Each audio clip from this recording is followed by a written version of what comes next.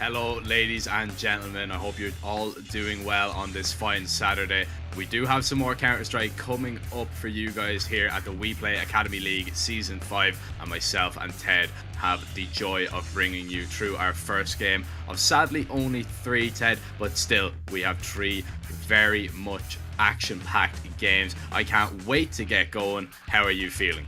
I'm feeling lovely. You know, I start feeling the nerves because it's the penultimate day of the group stage. That is, of course, if we don't need any tiebreakers. But for now, it feels like we might actually be all right with today and tomorrow. But yeah, penultimate day, a lot on the line. Well, not for our first matchup, but we're gonna go through yesterday's action first.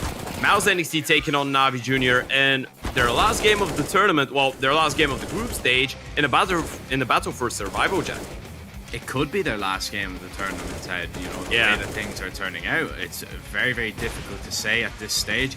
We still need to wait for the variable that is, of course, Spirit Academy in their last game to see how they get on before we actually do put the finishing touches on this group. But Mouse NXT, they have finished with this last game versus Navi Jr. It started very well, 12-3, and we were thinking it's going to be a very quick day at the office. You know, Navi Jr. struggled on their T side, couldn't build anything, couldn't get going whatsoever, and then we swapped over. We went onto that CT side, and it was round after round after round for Navi Jr.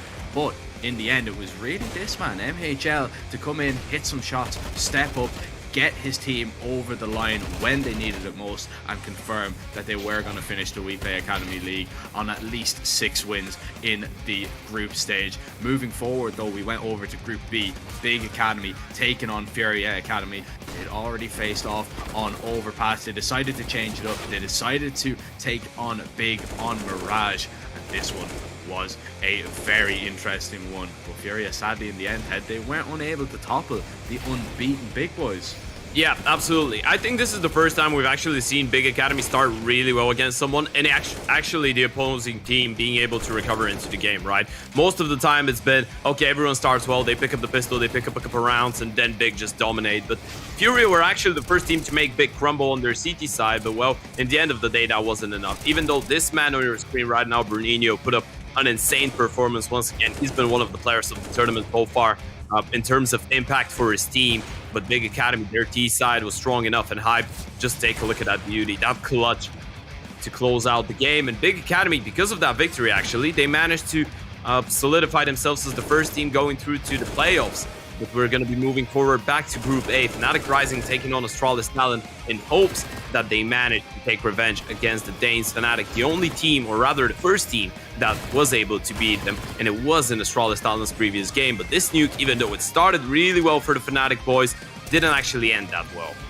No, it didn't. I mean, it was 8-2 and then 9-2. It was really this round that kind of turned the tide of the whole game. And it was Fnatic Rising going for a retake that when I was watching it, I didn't agree with so much. You know, they probably should have just played the long game. It allowed Astralis Talent back into the half. It finished 10-5, and then we swapped over onto the CT side. And Astralis Talent, they just kept coming. Vigo having an incredible game, 30 and 21 he finished. And this one, it went down to the wire. It went all 30 rounds. This was kind of the one that sealed it for me as well. It was Mr. with a quick double with that XM. And there wasn't really a lot that Fnatic Rising could do about that situation. They'd be disappointed as Astralis Talent, they don't beat them just once, they do the double over them. Moving forward into our next game, and we jump back and forth from A to B, from A and now into Group B. And Furia Academy started very well against OG. Yeah, OG, I think last season around, OG actually did feel quite comfortable in Inferno, right? So it was a little bit of a surprise for me that they haven't played it that much just yet. Obviously, there is enough time considering that they have a good chance of making play-ins as well. But the start from Furia was phenomenal. And to be told, truth be told, I feel like the depth of the map pool of Furia Academy is one that a lot of teams can actually envy, right? I mean, Big Academy is the only team that I can think of that can play so many maps and be so good on all of them, even though their results have been a little bit shaky, even though a lot of the games have been really, really close as this one. It had to go all 30. But Furia Academy, they've been really good in those high-pressure situations. And it's another disappointing one for OG, right? 4 losses in a row, and now they need to pick up 1 victory out of their remaining 2 matches. Yeah, the pressure is kind of on the OG boys, so it is be interesting to see if they're going to be able to pull through and poke their place in the play-ins. And now this last game was Eternal Fire versus Prospects, and Eternal Fire, they're kind of out of the mix, you know. Even if they did actually win this game against Prospects, they didn't really have too much of a chance, too much of an opportunity, but it was still to play for Prospects, right? I mean, there still was a little bit of pressure on this game. They know they need to get a result if they still want to stand a chance after a disappointing start for Prospects, you know, of the actual league itself. They've managed to pull it back. They've managed to get some really good results against some top teams too, and in the end they were able to take this game 16-11, I believe the final scoreline was, and it was a good performance all around, especially from the Opera Hype, who had been a little bit lackluster towards the beginning of the season, but he found his form when Prospects needed it, and they left themselves in a decent position. They are a confirmation of yesterday's results. 2 16-14s, one in favor of Mez NXT, one in favor of Astralis Talent, and Big Academy keeping their unbeaten run and unbeaten streak alive, which is now 11 matches to head, which is absolutely incredible. And then another 16-14 in the later games. Fury Academy taking down OG, and there is the confirmation as well of the Prospects game, along with the Young Ninjas win over Young Gods. Of course, that is down as a tech lose. But Ted, enough about yesterday.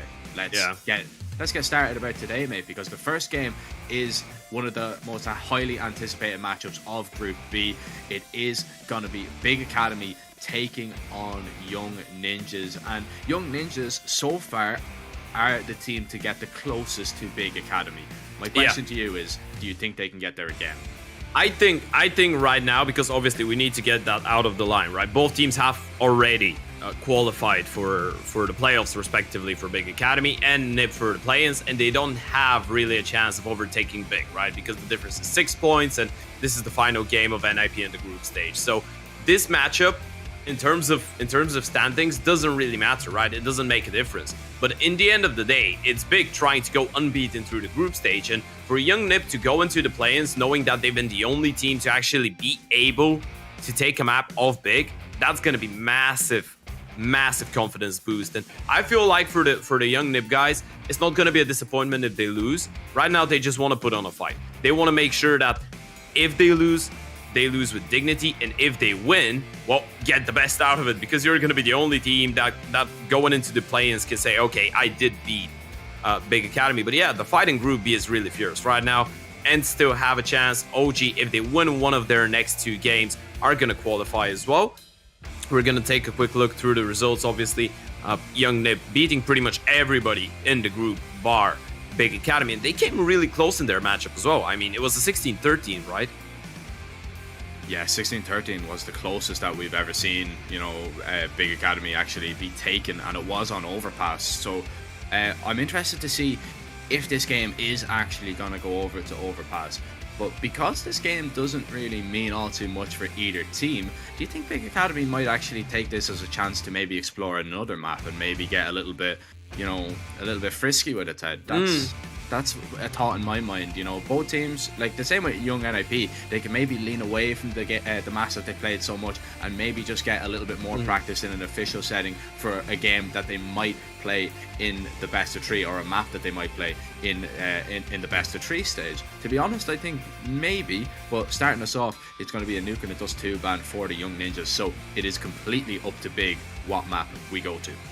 Yeah, I feel like there is a lot of logic with what you're saying as well. I mean, it could be a good moment for it, but in the meantime, it could be a good moment for Big to be like, okay, you were really close last time around. We want to show you that you're nowhere near our level in Overpass, and we can still dominate you. And that 16-13 was a little bit of a fluke. And for Young NIP, I feel like this Overpass means that they get a second chance of showing, okay, we're the only team that is 50-50 with Big on this map. So if it goes to us qualifying for the playoffs, because going out of the play-ins with on the second place, I feel like I believe they just need 1 win in the play-ins, right, to go through to the playoffs. So if they potentially go into the playoffs and face Big Academy, they will know, okay, we have an ace in our sleeve, and that is their best map, their strongest map. We're a team that can beat them on it. So it's going to be really interesting once we get into the best of threes. Obviously, there is some time until we get up to that point, but I'm really excited about that overpass. I feel like Jaquinho as well has been a really good addition.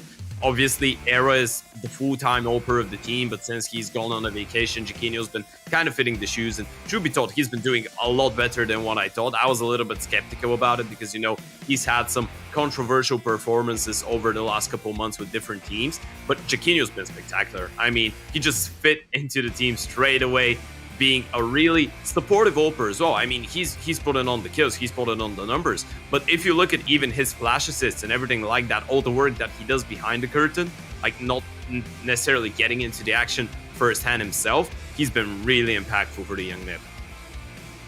Yeah, and the thing is as well, I mean, I don't believe Jaquinho was actually playing in the last game that they took on Big Academy. I think Era was still playing at the time. It was before he went on holidays. So yeah, this is a new dynamic, you know, that we kind of have to bring to the table a little bit. You know, Era, he did have a decent enough performance. He was actually the best player against Big Academy, but you know, now with Jaquinho, they have looked like a little bit more of a complete team. So you wonder how that is going to fare for them coming up against a big team that are still, I mean, in absolutely incredible form. The consistency of an academy team is something that we've searched long and hard for, but it's been, you know, very, very elusive. But it seems like we've kind of found it with this big academy lineup.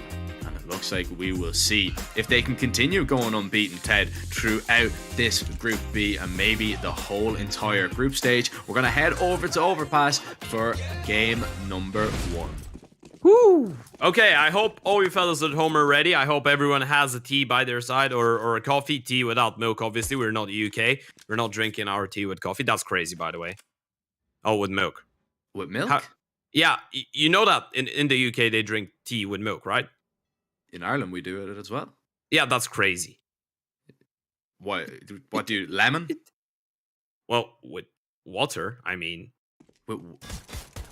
Don't yeah, you like you put milk in the okay. No, we don't put milk in the tea. No, we don't. Don't knock it till you try it. Don't knock it till you try it. Well, Jaquinho knocks 2 heads clean off the shoulders of Big Academy. Hype continues to make his way forward to the site with Sin. Zetior is on a fast flank now from long, and this is a position that I don't think they're going to be expecting. But not that quick. Oh, hyped. He's began to push in. LNZ now doing the damage. Zetior's going to swing out onto the site. LNZ picks up 1 kill. Now they just have to look for that man without the armor, and it is hyped.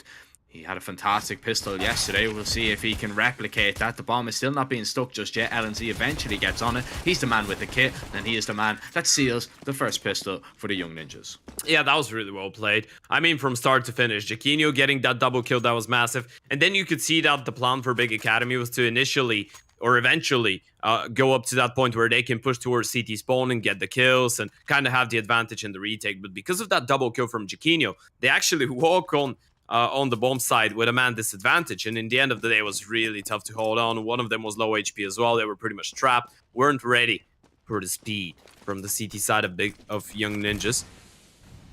A really quick readjustment, and that's going to be the first round going in favor of the Samurais. Well, not Samurais, there is a difference, but you know, needed another word.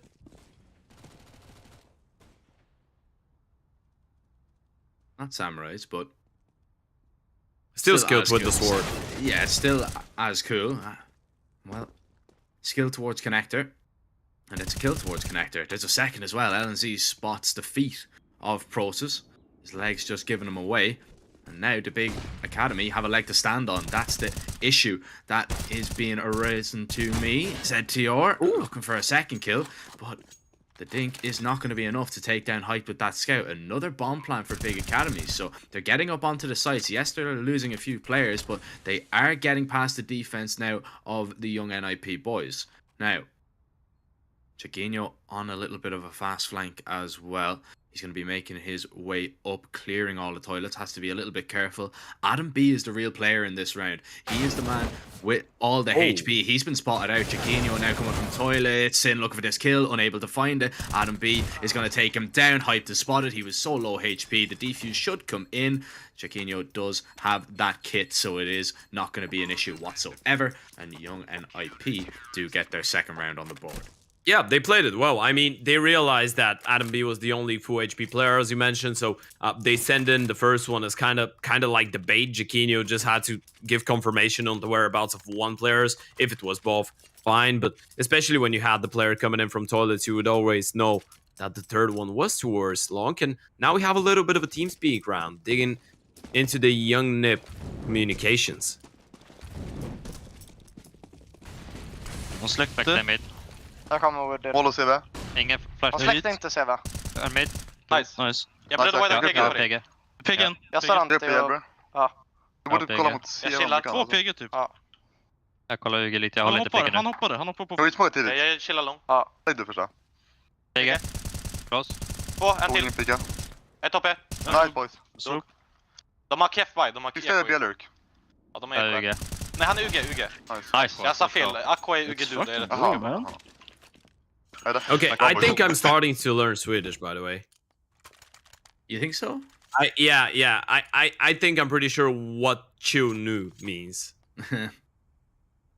What? Do you know? I think it just means we chill now. Okay. Okay, that's some great translating, Ted. Some great problem. translating. Yeah, I definitely don't have Google Translate open next to me. Maxer not in the game, actually. BQ stepping in and playing for him here. Oh, yeah. It's not Young Ninja's full lineup by any means. But BQ, he's going to swing right down and finds that headshot onto Process. So, opening kill in this gun round goes in favor of the stand-in. And Yeah. if you want to be, you know, technical about it, technically they do have 2 stand-ins. Chiquinho is going to be able to come to life and get a kill as well. Zet Dior drops Aqua towards Connector, and this round over before it really started for Big Academy. They've lost every single aim duel. They're going to lose another one here. Chiquinho picks up his second kill, might get away to safety as well. So Hyped in a 1v5 situation has to maximize the damage on his side. The damage to Big, definitely not minimal, and in fact it is going to be maximum on the other side. 4-0. They don't lose a single player either. Wow. That is very impressive. Yeah, that's a massive round too. That's a massive round and a really tough kick to the teeth for Big Academy. I mean, that was the first buy round for you. D side, you've waited for long enough. You lost the pistol, you lost the force buy, you lost the eco, and now you wanted to make things work. You wanted to make things right. Well, they were right. Just for not your team. I mean, Young Nip, that's a clean one. Money is going to be starting to stack up. Well, it's already quite stacked, and now there is an eco on the side of Big Academy. Not even that much of an investment. Well, a lightly armored eco, but still an eco. A bit of a half buy. Considering though that Young Nip are able to close it out fairly convincingly, the money is going to be looking quite well. They're going to be in a position where a lot of teams struggle to get themselves in.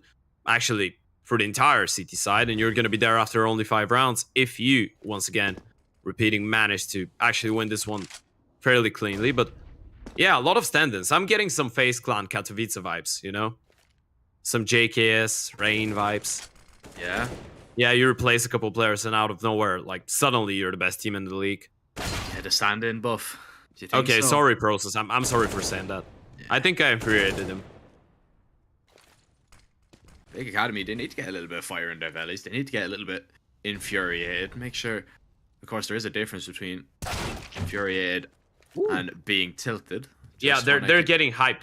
Yeah, exactly. And Hyped keeps getting the kills. He just keeps racking them up. Nice headshot with the Deagle. And now there's an M4 in play for Aqua. The bomb is making its way up towards A, and there's only one player going to be there. That's Chiquinho. He is playing alone. He does have this AWP though. Doesn't want to go for a wide stance, but he actually goes for the peek out now. Nice shot at Aqua, looking for the second onto Process, but unable to find it. Excuse me, it was Hyped to get that refrag. And now, once again, bomb planted on A, another 2v2 situation. This time, can Big Academy convert? Yeah, it looks a lot more doable, right? I mean, you have the M4, the armor as well, and Sin, he's just going to be taking the bait right now. This is a really good setup. Considering that this flash can't really get used from Bang that much, Sin, he just needs to get the attention away from Hype's position and then peek on his contact. That's even better. Sin finds the first one, and now Hype can activate. That's a really well-played round from Big Academy. A sick way to get things going, and you said it, they needed some fire. They needed some hype in their bellies, and they got it after this round for sure.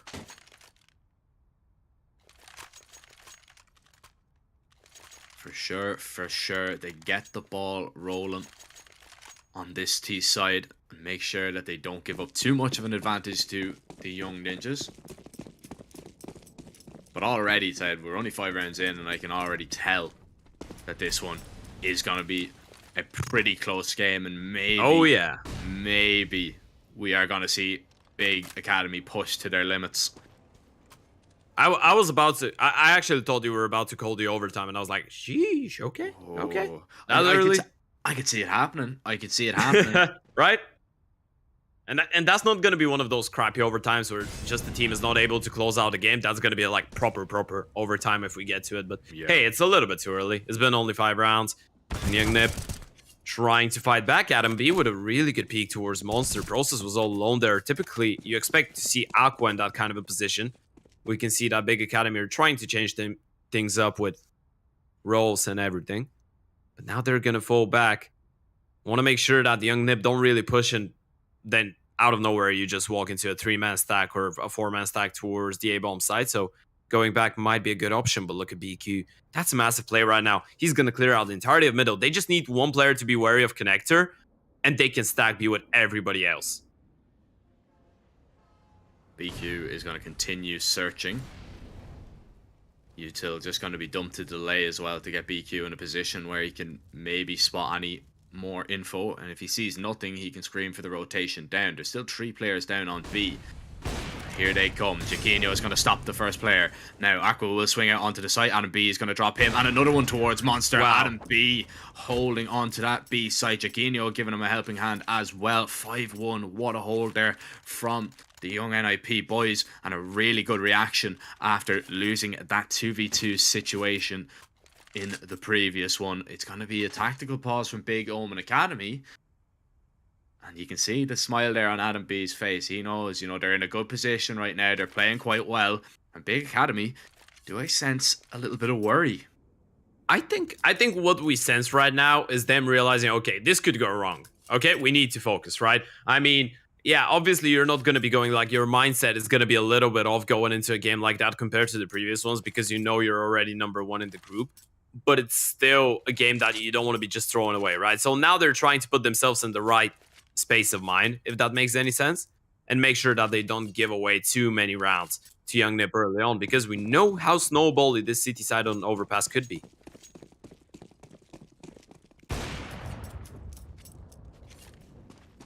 We do indeed. We know how dangerous this map is. It can get away from you very quickly. Yeah, happened to me plenty of times on Face It. Happened to me last night playing Face It. And you played CS? Do you know who was on the other team? Listen, Adam B.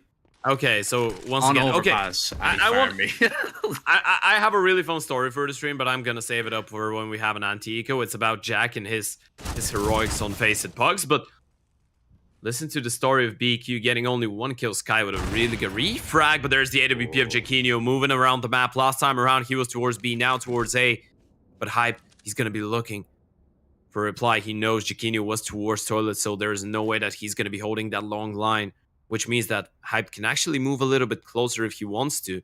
That's what he's trying to do. He's trying to win space. But look at Young Nip. They're so proactive around the map right now. They've cleared out short once again. And they can stick to that 2-man setup towards A. The only problem with this one, what happens if LNZ falls? The Oper is pretty much isolated and alone. The smoke to make sure that this doesn't happen. And LNZ, he's going to play a little bit of a safer option here. I mean, they know they've dropped the bomb. They know that Big Academy are going to have to try and go back to recover it. LNZ just needs to be careful, needs to make sure that the flash doesn't catch him, because it's gonna rain over now, doesn't blind him, and he's hearing the steps now to his left. It's Jaquinho to find that kill, has his teammate covered. Jaquinho goes down, LNZ though from behind the dice is gonna strike, and there's only 10 seconds for Process to go find the bomb. Adam B up connector makes it so awkward. He doesn't know where to go, and in the end he has nowhere to go. LNZ with that final kill, and it's a 6th round now for Young Ninjas and Big Academy. This time they do get up towards A, but they do not get that plant down, and their money is going to be a little bit worse for wear because of it. Yeah, absolutely. I mean, it's so much more massive as well that Jaquinho gets that first kill. Kind of allows LNZ to go for another, but really curious to see how Big Academy recover into this one with the half buy, so we're going to jump straight into their team speak. Ja, gelöscht. Mitte gesmoked auch. Keiner kann nicht. Geld Smoke genäht. Achtung.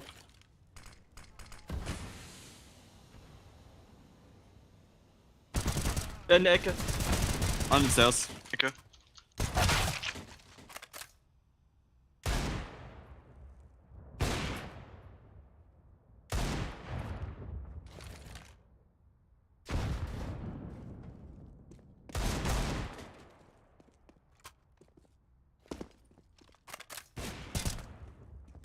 Keine Gute.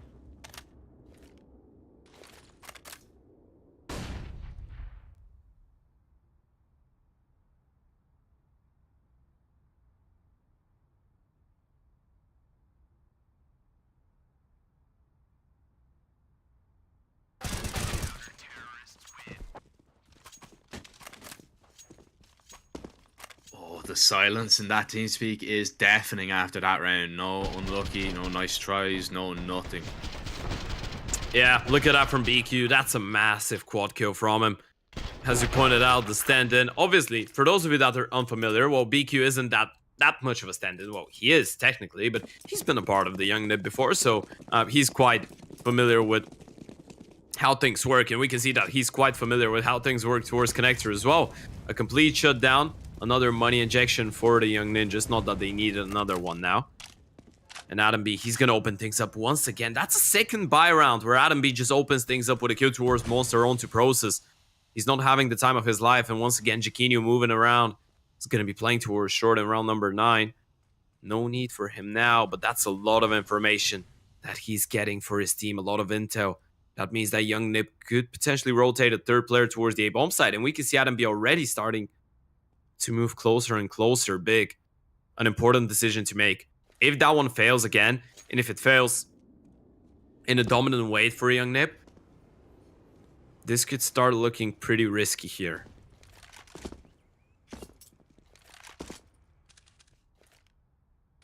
I mean, already this is a place that we haven't seen Big before. 7-1 down on their map. This is their home ground, but Young Ninjas are showing that they are definitely a force to be reckoned with on overpass as well. This could be quite humbling for the Big Academy boys if they're not able to recover this.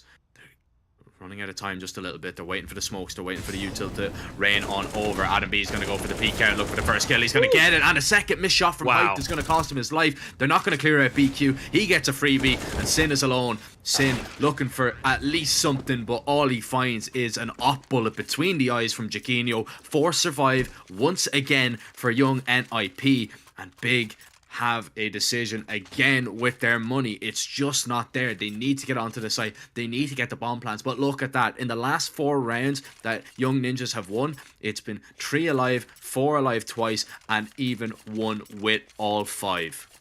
Yeah, Big have actually planted the bomb twice so far, and it was the first 2 rounds, right? Even the round that they won it by just killing everyone from the side of Young Nip with the pistols. So, yeah, the Young Ninjas not really having a tough time so far, and it's really crazy the fact that all of them are just getting kills from positions that they're not supposed to. I mean, 2 rounds ago, the last buy round, Jaquinho was towards toilets.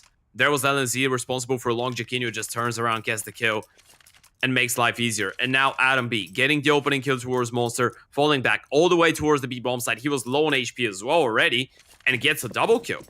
That's a massive play from Adam B there. And even bigger for the Young Ninjas.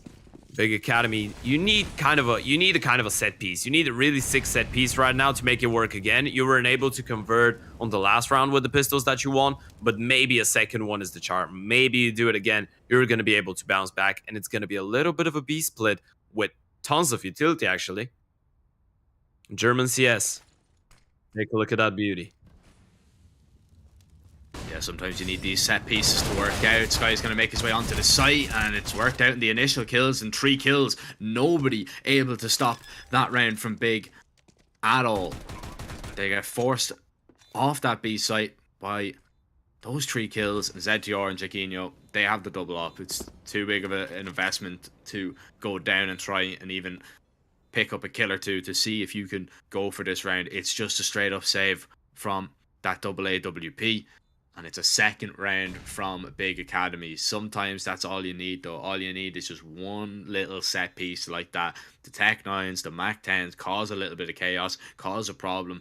And then there's that little bit of doubt in the other team's mind that, all right, we lost that round. We got completely destroyed. We were popped on. We couldn't hold on to it. Now we need to be careful that they don't do that again. And yeah, this time now, Big are going to have the money. Not only that, their economy has been boosted an awful lot. So even if they do lose that next round, they will have enough to facilitate a buy in the following as well. Yeah, that was a massive round. I mean, that's why I actually said watch this beauty. This is German CS in a nutshell. I almost feel like against teams like Big, it's more dangerous when you know that they have the pistols, but they've purchased full utility with it. Their executes are just picture perfect. You can see that every flash is well timed, every Molotov, every smoke is absolutely perfect, and there was no way that Young Ninjas actually stay on the bomb side and not get punished.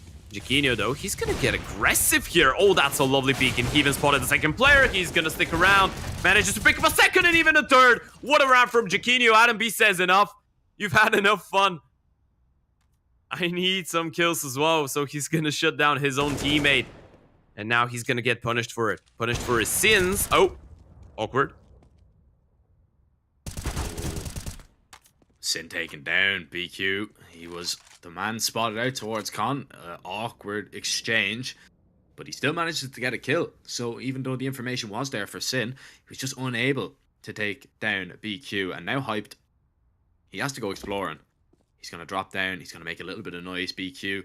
He can't really reposition. He has to just stay here and fight. But one bullet from the Tech 9 should be enough to do it. Is Hype going to clear it out? Spots him and finds that kill. Up connector he goes. ZTR with that AWP is going to be on a fast flank. And Hyped, he has to take his time a little bit clearing it out, but he is going to plant safe. And he actually might decide to take a little bit of a risk here and push in towards CT.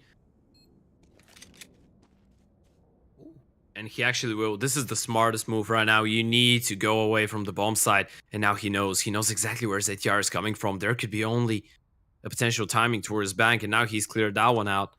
He knows what's going on. But ZTR, look at the nades. He's got a Molotov. He's got a kit. He's just going to stick it. Nothing that Hype could do. All the effort, everything that you did in that round. But in the end of the day, it's even ZTR with the final one on the pity 50. Well, that's a smiley face. But I can bet that Hype isn't smiling right now. No, not at all. And I kind of feel for Hyped a little bit there. He's played that correctly. You know, yeah. He's done it, but he's just been a little bit unfortunate on the timing. We'll have a look back at this from Jaquinho. 3 massive kills, and Adam B just puts his teammate down, which is... I think he was a little bit sad. I think he was a little bit sad because he was like, man, I was supposed to hold connector. What do you mean? Like, why are you getting that kill? Why are you taking my frags? Stealing the show. Oh, well, look at this. ZTR, another kill. Just through that smoke, through that short pipe. And Big Academy are really struggling. We were talking about, you know, them having an off day, and they haven't had one so far. Yeah. And I wouldn't really describe this too much as an off day. No, Young Nip are just playing a really good game right now. It's an on day for Young NIP. Yeah. But that's what we've been talking about throughout this series. Is if there was going to be a team to beat them, everything needs to go right for that other team. And right now, everything bar, you know, those 2 rounds has gone right for Young Ninjas. Every single opening duel nearly Young NIP have won. The entries on the T side just haven't really been there. The multi-kill potential from your B players has been outstanding. The monster hold as well. And Big Academy, they are really struggling to adapt here. Smoke goes down, Adam B is going to be dropped, doesn't matter, the smoke will not defend you from the bullets. Look at the swing from LNZ though, takes Sky off the bomb and goes looking for Aqua. That smoke is going to stay up for at least 6 more seconds as Aqua drops down. LNZ, he is going to fall. And Big Academy, they have to slow it down a little bit. They have to recover the bomb, and they have, but it's dropped once again. Chiquinho connects. Aqua looking for the kill onto the Opera. He's found it. The spam not going to connect, but Zetior returns to favor the tag, not the frag for Hyped. He gets unfortunate in that circumstance, but Young NIP have been very fortunate. They find themselves in a 10-2 lead in front of Big Academy, and they want to end the streak, Ted. It's 11 wins in a row for the Germans, and Young Ninjas are going to make sure right now that it's not going to be 12. Isn't it 10? It's 10, but 11 all in all. 11 on HLTV. Okay. I got confused there for a second, but yeah, it's actually 11. Oh yeah, they had another game. Yeah, okay. Got that. But yeah, it's been a fantastic round. I mean, you can see, by the way, in those high-pressure scenarios, the experience on LNZ, right? He loses his teammate. He knows he's isolated. He knows he's alone. He just stays cool, calm, and collected, calls for a flash, kills the player on the bomb side, and then stays alive for a solid period of 5-6 seconds to wait out and give a chance to his teammates to rotate back and help him out, which was a pretty decent play from the man, even though he gets only 1 kill. Has a lot of impact in the round, and look at that setup from Young Nip. They're going to be really aggressive, spotting the bomb, but Process is going to be able to win that first fight. LNZ decides that he's going to stay and he's going to continue fighting, knowing that Sin is low on HP. And there's the double kill, and you can see Big. They don't really realize that Monster is empty right now, and we can't really blame them for that. How could you possibly know? Young Nip have been so active towards Connector and Short, even if there is a player holding towards the B-bomb side, so that doesn't really give you anything, does it? Gives you a headache. Well, yeah, bar that. Yeah. A whole lot of problems, but nothing actually that you can use and be positive. No, definitely giving you a little bit of the brain pain trying to figure out what's going on, because Young Ninjas have been really good at just changing it up. Look, it said Tior going for this peak. He's going to try and run away, and then LNZ is going to strike in the back. The bait set up perfect, and Sky needs to go get this refrag, unable to do so. LNZ finds that kill, deploys the smoke, and 15 seconds left on the clock. It's the save from Hyped. He's not going to get anything done in this round, and it begs a question. Are Big Academy going to get anything done in this half? Because with the guns. With the guns, man, because we haven't seen anything go their way. 11-2 right now. Yeah. That is a crazy scoreline. Yeah, most of these rounds have been really dominant, like not even close. Even the rounds that they get kills in, even that 1 versus 1 between Hyped and ZTR, I think, it's still not such a close round. I mean, yeah, you get 4 kills, makes it relatively close, but in terms of being closest, you having a really decent chance at winning it, they haven't been that close. And Big Academy, they go for a 3rd tactical timeout. Now you're starting to scratch your heads. Now you've been scratching your heads for some time as well, because the only 2 rounds in the end of the day that you've won so far have been with the pistols, which is fine, right? It's really sick to see that you have some nice set pieces. You have some crisp aim with the Deagles and the pistols. That's more than perfect. But you need to find a way to do something with the guns as well, because otherwise you're just going to be working with those 2-3 rounds. And we know that Big OMEN Academy CT side on this map is spectacular, but you need to at least make it respectable. Those 2 final rounds are a must win. Otherwise, you're risking just giving Young Nip a chance to solidify the win only by winning the pistol and the anti-force. Exactly. These are so important in terms of that win streak that Big want to keep alive, and Hyped is already down. That's the upper drop. Chiquinho has bested him. Usually you see Hyped is the last player alive in the clutch situation. Chiquinho takes him down first. He's entered on. Now, Chiquinho, 17-5. This is a great performance from the young Opper, and it's refreshing to see, truth be told, because there was a lot of questions. You know, his stint at Coalesce was nothing short than a failure. I mean, you know, well, the entire project, I'd say the entire project was like that. We're not blaming it on him. No. But that it was just a little bit of a disaster for them. all in all for as a team point of view, so he couldn't really have the chance to shine, but he's been given the opportunity here to stand in for Era, and he's taking it with both hands. Wants to make sure that even if it isn't his future with young NIP, there's definitely going to be some eyes on this upper, and he could be definitely a good investment for any teams that are looking to try and bolster their attacks. Yeah, Or even their- JK Esquino. or even their defenses, which he has done nicely. He's going to be holding short with that AWP, looking for the first shot, not able to find it just yet. In fact, he does. LNZ is going to peek out, swings around the pillar, he gets 2. Adam B looking towards Monster, surely he has it on lock. LNZ has him covered anyway. It's 3 for LNZ, it is 2 for Jacquinho, and it is 12 for young NIP. Wow. Can they make it 13? Big Academy are in big trouble. I'm not gonna lie, I was never gonna be ready for a score like that. I mean, I wasn't anticipating even Big Academy to... Even if Big Academy were 12-2 up, I was gonna be shocked because I expected a really close game. But young Nib doing that, that's such a massive score, such a massive victory potentially if they manage to close it out. Obviously, Big Academy is one of the teams to never write off, but at this point, it just feels like nothing works out, and they're gonna try it again, at least get 3 on the T side to give yourselves a chance, and it's gonna be the short play. There's the flash. LNZ doesn't really spot anything, doesn't want to engage into a fight, but Big Academy, they're gonna do pretty much the same play that they did with the pistols, by the way, a couple rounds ago. And this time they have the rifles, and this time they found the entry once again, making a double Sky with 2 quick kills. Can he find ZTR? Element of surprise in towards water. Double kill himself. No way. How about a third? He drops the bomb, and he makes the round competitive. This one isn't over just yet. BQ, fast flank from Monster. Bomb on the back of Sin. Oh, Jacquinho, he finally misses an opportunity. He finally misses a shot, and BQ, he's going to walk his way out. Spots hyped. Oh, insta headshot takes him down. It's the third, but Ted, I do not know if it is going to be enough for Big to turn around this scoreline. We'd speak about how good their CT side is on this map. Well, it needs to be picture perfect. When was the last time you seen all 5 big players under 60 ADR, Ted? I can tell you when. You haven't seen it. Yep. No, I haven't. Well, me and you spoke about Big Academy. Like, I think yesterday that was a stat that we brought up.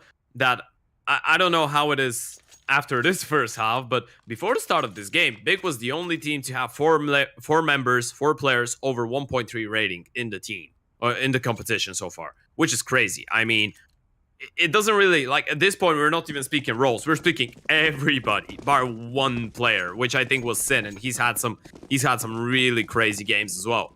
But his rating is just something like more normal, like another team star player, like 1.2, 1.15, something like that. Akta till retake bara. ABC, Vatten lågat, Vatten dog. En borde vara på ABC. ABC. Jag tror han är C, ABC, den ena dog. En är CV. 2 CV, 2 CV. Planta för låga. Kan vi ta CT? Okej. Planta för låga. Jag får Akta hålla höga. så här. Gå på CV tror jag. Bro. Nice. En CV. Back. En är En V2. En V2, Akta den enda. CT sista. Akta CT. Nice. CV.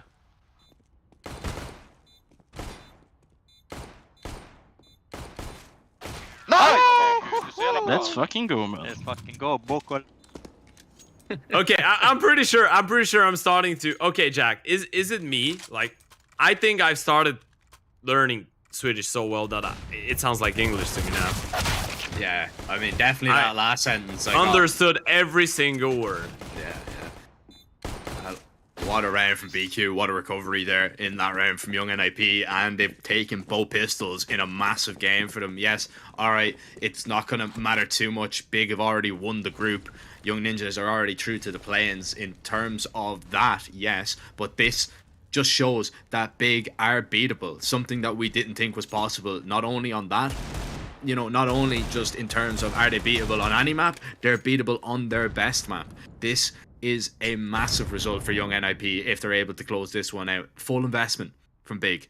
They have to put everything into this round. They cannot afford to go for an eco, and they need a result with the Deagles. It was on the T side that they got results with the pistols an awful lot. It's a stack towards this B bomb site, and Young Ninjas were looking like they were going to head right on into it, but on second thought, they're going to back away and readjust. Yeah, that's really... By the way, that's respectful from Young Nip right now, right? They're not underestimating. They know the team they're facing on the other side. So they're going to be extremely calculated even with rounds like that. And you have NSC going on a little bit of a play. He's actually going to give them so much information right now. Oh, this move from Hype, it's going to cost them instant headshot from LNZ, and that's the A-bomb side secured right now. It's absolutely clear. Young Nip, they can just make their way onto the side. That's going to be a painfully hard reset and a painfully hard retake before that for Big Omen Academy. If they even want to go for it.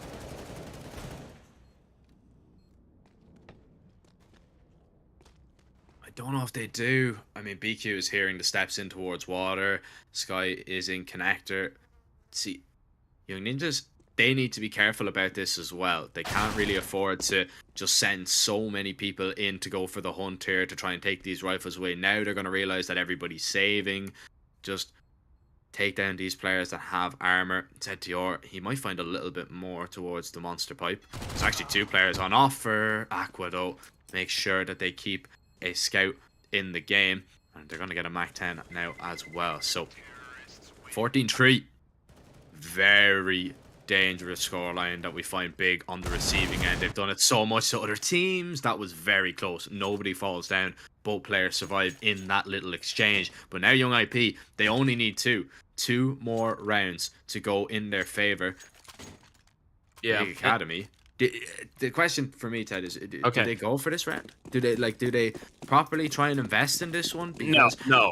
But you're saving for, you know, you're hoping you get lucky with these pistols, but then you're playing a full buy at 15-3. Yeah, but that was the purpose of the entire save last round, right? To be able to replay that force buy that you had in round number 2. So yeah. You still have the armor, you still have the scout, the Mach 10s, but if you really didn't intend saving in this one, you would have went for the retake in the previous one. And Young Nip, they're gonna try the monster pop, and it works out wonders. Aqua, the only one able to get a kill. Sky with another on the Deeg, but it's not gonna be enough. The refrags are gonna do the job for the Young Ninjas. Hyped with a nice tack onto the scout, needs a couple more, but it's gonna get immediately shut down by Adam B, who's had a really good game as well. It's actually surprises me that he's only 11-9 and he's just picked up a 4K. He was actually negative before this round, and he was really impactful on the CT side, but apparently not that impactful in terms of numbers. Still though, Sin, 1 versus 3, looking for the damage, looking to honestly get away at this point and hold on to the smoke and the armor that he has. But that's going to be 15 rounds, Jack. It's not only going to be the first loss of Big Omen Academy, it's going to be their first game not getting up to 10 rounds. It's going to be their first game getting annihilated in the WePlay Academy League, because what we're looking at right now, this is annihilation. 12 perfect rounds that needed to not even win to force OT. That's why I was wondering, do they risk it all? You know what I mean? Do they risk it all with the armor? Do they just bring out a few rifles and hope for the best? Because this one is very, very out of reach right now for Big Academy. Young NIP, they just need to get a little bit fortunate. They just need to hope that they're able to find the entry. They're able to get just a little step ahead in this round. And that could be in terms of an entry. Unable to be found just yet. ZTR has taken a massive amount of damage though. So far, the advantage is to Big, but Sin needs to be very careful. He's going to be flashed, tucks himself into safety. Oh, BQ, he's looking for the head. The stand-in has been absolutely in inspired form, but Sin makes sure that he is going to take no further part in this round. A minute left on the clock, and look at Aqua's position. He's going to make his way up connector. He's going to walk behind you. Giddy, oh, no he way. whips around and finds the This is a headshot. disaster. Oh, it's falling apart there. Oh, he thought he got the kill. He was looking for a second one. And now all ends. Oh my god. Okay, that's painful. Sky's gonna go down. Sin, the only one that can save him, but look at that. It's just headshot after headshot after headshot. Nothing but bullets in the skulls of Big Omen Academy, and nothing but Young Ninjas rounds. Well, we were wondering, is Big Omen Academy gonna win Group B without dropping a single map? There is your answer. No, nay, however it is in Swedish. Young Nip just shut the door right in front of Big Academy's faces in a game that doesn't mean anything for the leaderboard, but it means a lot for Young Nip. That's a statement. that is an absolute statement. Not only to do it, you know, to beat Big Academy, okay, yeah, fair enough, but to beat them on their best map with a stand-in as well. For 35 minutes. No, 30 minutes, I think. Yeah, that was one of the quickest games that we've seen so far, and it does mean Big go 10-1. Young Ninjas makes their score look a little bit better. They still have to go through the play-ins. They have basically booked themselves in second position in Group B. What an incredible game to start things off, Ted. What an incredible game. And Young Ninjas, they completely deserve it. That was a beautiful transfer. And he was just running and gunning into that site there. Man, look at that again. Chiquinho just whipping around. And I wonder what sense he's using, by the way. I have absolutely no idea. But man, oh man, what an incredible show. And we'll look at this. Big Academy, they didn't even get over 10 kills. 9. Yeah. 9 was the score on every single player, bar Process and Hyped. And I bet you a lot of the big boys are saying 999. There's no what has gone wrong on Overpass there. Young Ninjas really were just a head and shoulders above them today, and it was Chiquinho to showcase his worth. LNZ as well. They were just nightmares to deal with.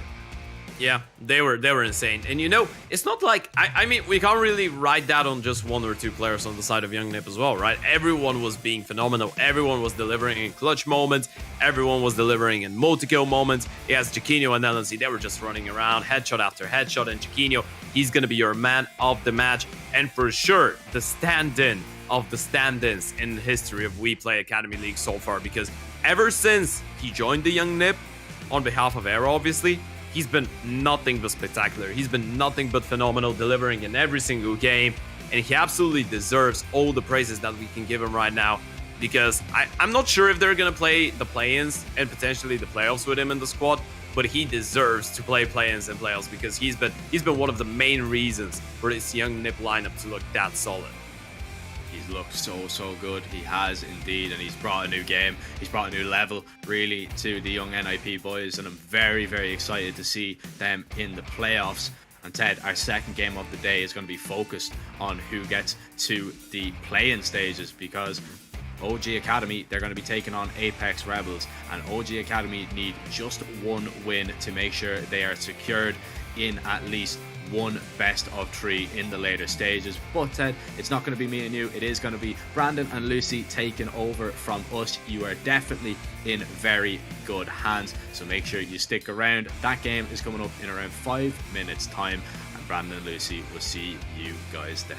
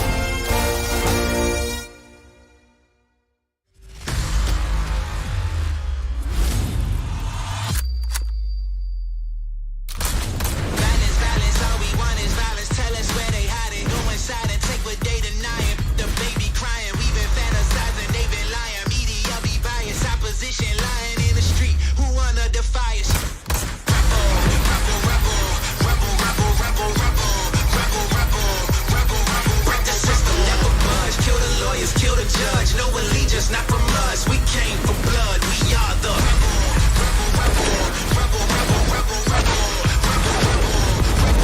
break the system, never budge. Kill the lawyers, kill the judge. No allegiance, not from us. We came for blood.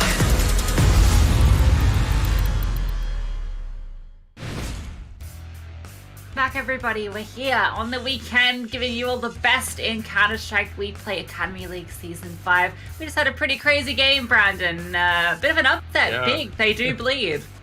Yeah, they do, and wow, what a performance from Young Ninjas. They had 2 stand-ins as well, BQ and Jaquinho looked absolutely incredible. Bit of a mishmash day here. It's a bit more of a shorter one. We've got some tech losses in the mix, but we did just see that Young Ninjas absolutely destroy Big Omen Academy on Overpass. We've got plenty more matches to bring you. We've got 2 coming up to round out your Saturday. First up, OG Academy versus Apeks Rebels. A big game for OG Academy. They need 1 win out of their next 2 games to guarantee a spot in the top 4. And then we've got fnatic Rising taking on the Prospects, a rematch of that triple overtime on Inferno. Yeah, 2 really exciting games, and for different reasons. Although Prospects, there is a story there where, you know, they do have a very narrow window where they can make it through. We can take a look at the group standings here, and you'll see that column that says matches. There's 12 matches to be played from every team, and MOUZ/NXT, well, they have played all 12 of theirs. And the other teams in this group, Prospects, they've still got 2 to go, so they have an opportunity to tie up with MOUZ/NXT. And with Spirit Academy, if they lose that last game, we've got 3 teams all vying for that 4th spot. Yeah, it's going to be a really close way to end out Group A. Will MOUZ/NXT not even make it through the groups? That's the question on everyone's mind that I really did not think anyone would actually even be asking at this stage. But what a performance from everyone in Group A. And then take a look at Group B. Your eyes do not deceive you. Big Omen Academy have lost their first game in Group B so far at the hands of the Young Ninjas.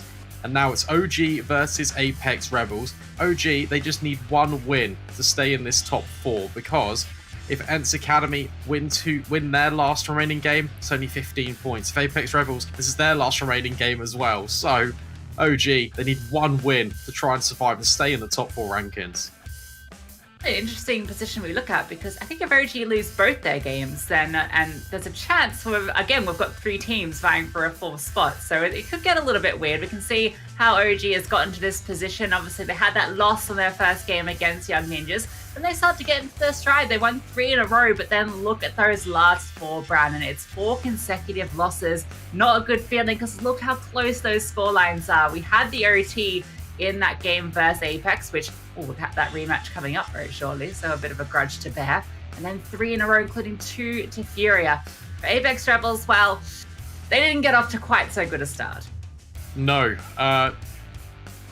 No, they didn't. 16-2 to kick things off, and then it's just a sea of losses on the first page of this graphic. They did get a tech win in the mix, but so did everyone else. And then they got some close games. They won against ENTS on Ancient, which is quite cool. Haven't really seen too much Ancient at the Academy League so far, and it was that overtime game where Apeks did beat out OG Academy. So yeah, if Apeks win this and they go level on points with OG, and OG just can't manage to get that victory, then Apeks will actually go through, because on head-to-head ratings, they beat OG Academy twice. Yeah, it's we'll work out all the tablecloth mathematics when we get down to the line, but I think they have to get through these games first. And for all these teams, it really matters a lot. But let's have a bit of a focus on this matchup we've got. We've got the vetoes coming through. Mirage and Dust 2 and Inferno all coming out. So Apeks Rebels, they're banning the top 3 maps played in Counter-Strike. Okay, that's cool. OG Academy now can throw it on a curveball, or we can have this rematch on Overpass that I think might actually come their way. Ancient's still here. Vertigo's still here. Never mind. Ancient's been removed. It's now Vertigo or Overpass. Not really seen OG Academy on Vertigo, so I think, if I'm not mistaken, we will probably see this Overpass rematch again, and we will. And last time out, it was an overtime affair. This time, for OG Academy, they're hoping they can just take down the Rebels. They'd be feeling confident doing so, just looking at some of Apeks Rebels' recent statistics. If you look at Overpass, just the amount of maps that OG have played on it, they have had mixed success, but all these losses that they have had have been so close on this map, you know, literally within a couple of rounds. So they could have gone either way. So I think in terms of, if you're looking at kind of the map the round win percentages, they are actually quite a good overpass team, and that's going to have them feeling fairly confident as we see the graphic coming up, meaning we're going to be jumping into this one very, very shortly. Yeah, I'll see the little man posted up graffitiing over the monster tunnel, which is really cool, by the way. Shout out to production, because all these little intro graphics to the maps are just really cool. We've seen all of them, thankfully. None of them went to waste. Here at the group stage, we've seen every map played so far. Quite fortunate we've seen, well, me and you, Lucy, we've casted some Nuke, Ancient, and even Vertigo. Very happy about Ancient as well. I think there's only been 2 Ancient games in this event, so good to get an opportunity to cover one of those. But this round, OG Academy on that T side, going to be sending all 5 players quickly over towards the B side of the map, and it is a connector stack from Apeks Rebels. So they do have players in the position to go for a bit of a pincer move, and that info being spotted, it's up to the timing of when they want to swing onto this. It's just Brave here at the moment. He fires off a shot, he can fall back. Now it's all on this timing coming through. Marix, he's going to get caught off guard, not expecting 3 players to swing out of connector. And they're pushing for more. OG Academy, they want to take the ground in towards heaven. Yeah, they do, but it's this battle over towards Monster and Short. I'm interested in Sound. It's a great kill, but an immediate trade out. Shake trying to stay alive on the bomb site. 3 versus 3. Tapeware can't get anything done. Shake has just completely danced all around the Apeks Rebels, and now there's only 1 player remaining. Brave falls victim in the shallows of the waters, and OG Academy survive that connector push. It all comes down to Shake there. Fantastic 3k from him. So much damage done with the Glock, finding all those headshots. Almost brings down the 4th player in towards heaven as well. The Apeks Rebels, they're set up in towards connector. You can kind of see what they're going for, right? Because if you come out from A, you're not expecting 3 players to just run up connector. Potentially you got an extra flank that can come through. You can push all the way through. And if they go B, well, you saw exactly what the game plan was there. You burst out through connector, you've got the wrap through monster, but unfortunately doesn't quite pay off this round. They are going to be fully investing into this one though. So we've got a scout, got Deagles, we've got a very passive OG Academy. 4 defender lean over towards this long side of the map. Seen this a couple of times from the Academy teams. Just stacking on this area, trying to create a little bit of a distance between the players. There's too many angles to aim at, too many targets to choose from. But OG take it slow. Trying to work the map control. I've got good ground in towards connector. And our Dementor can call for the rest of his teammates to try and find a pathway in. There is players right here on the other side of this smoke. Sense not looking that way, and Dementor passes right by him in the smoke, and the MAC 10 will prevail. Man advantage, OG Academy. Good timing there to find that one, but, well, VHW, he's found timing of his own. Sound goes down, AK potentially to be recovered, but it is being looked after at the moment. Dementor has taken a bit of ground here, but there are 3 CTs in towards long, so Oxygen, he's going to quickly find out that there's no one home on the B bomb site. And you can see already the team is scrambling. Rest of the squad making their way back through T spawn so they can group up on the B side. Oxygen's walked all the way through. They're all smoke up into heaven. And the B site, well, it's secured at this point. They can get that bomb in. No chance to deny it. CTs are here quickly on the response, but there isn't a kit in this retake. But there is Oxygen just holding this CT line, spots out 1, but there's more players where that came from. It's a good kill on the first and even the second to boot. Apeks Rebels, their numbers are dwindling. The scout can't find any impact either, just a tag on towards Shake, and now VHW is the only player that remains. He's not got really the HP to compete in this 1 versus 4. Best he can do is collect the scout on the way out and disappear up towards these stairs. Not ideal, but at the very least, the scout can be dropped back over. So the 2 players will be working with something into the follow-up, even if it is going to be an eco for the most part. VHW though, ooh, but, oh, nice shot to close it out. That's a little confidence deagle, but, well, I think Brandon, all the confidence at the moment is going to be sitting in that OG Academy camp. And, well, how about we jump into the team speak to hear how it's going?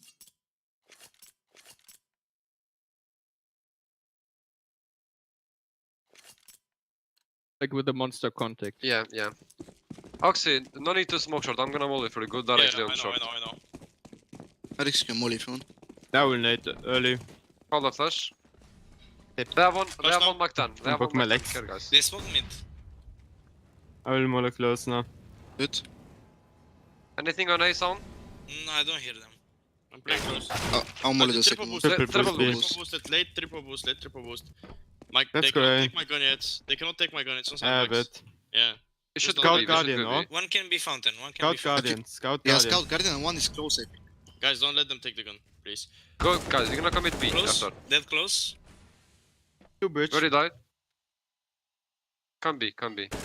Short one. One in short has the weapon. On water, bro. Care. He can pick you, son. Okay, it's okay. I'm holding the barrel guy. I'm waiting for you to be closer so I can make a footstep. Yeah, just wait a bit. I'm holding for some time. I'm peeking now. Water. That's a short game.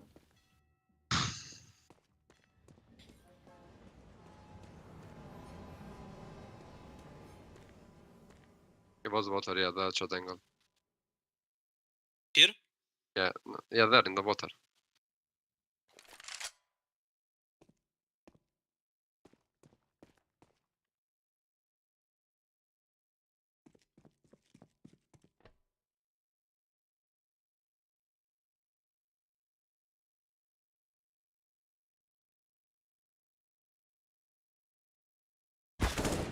One more. That's not him. Yeah, they K. Kill water. Nice try.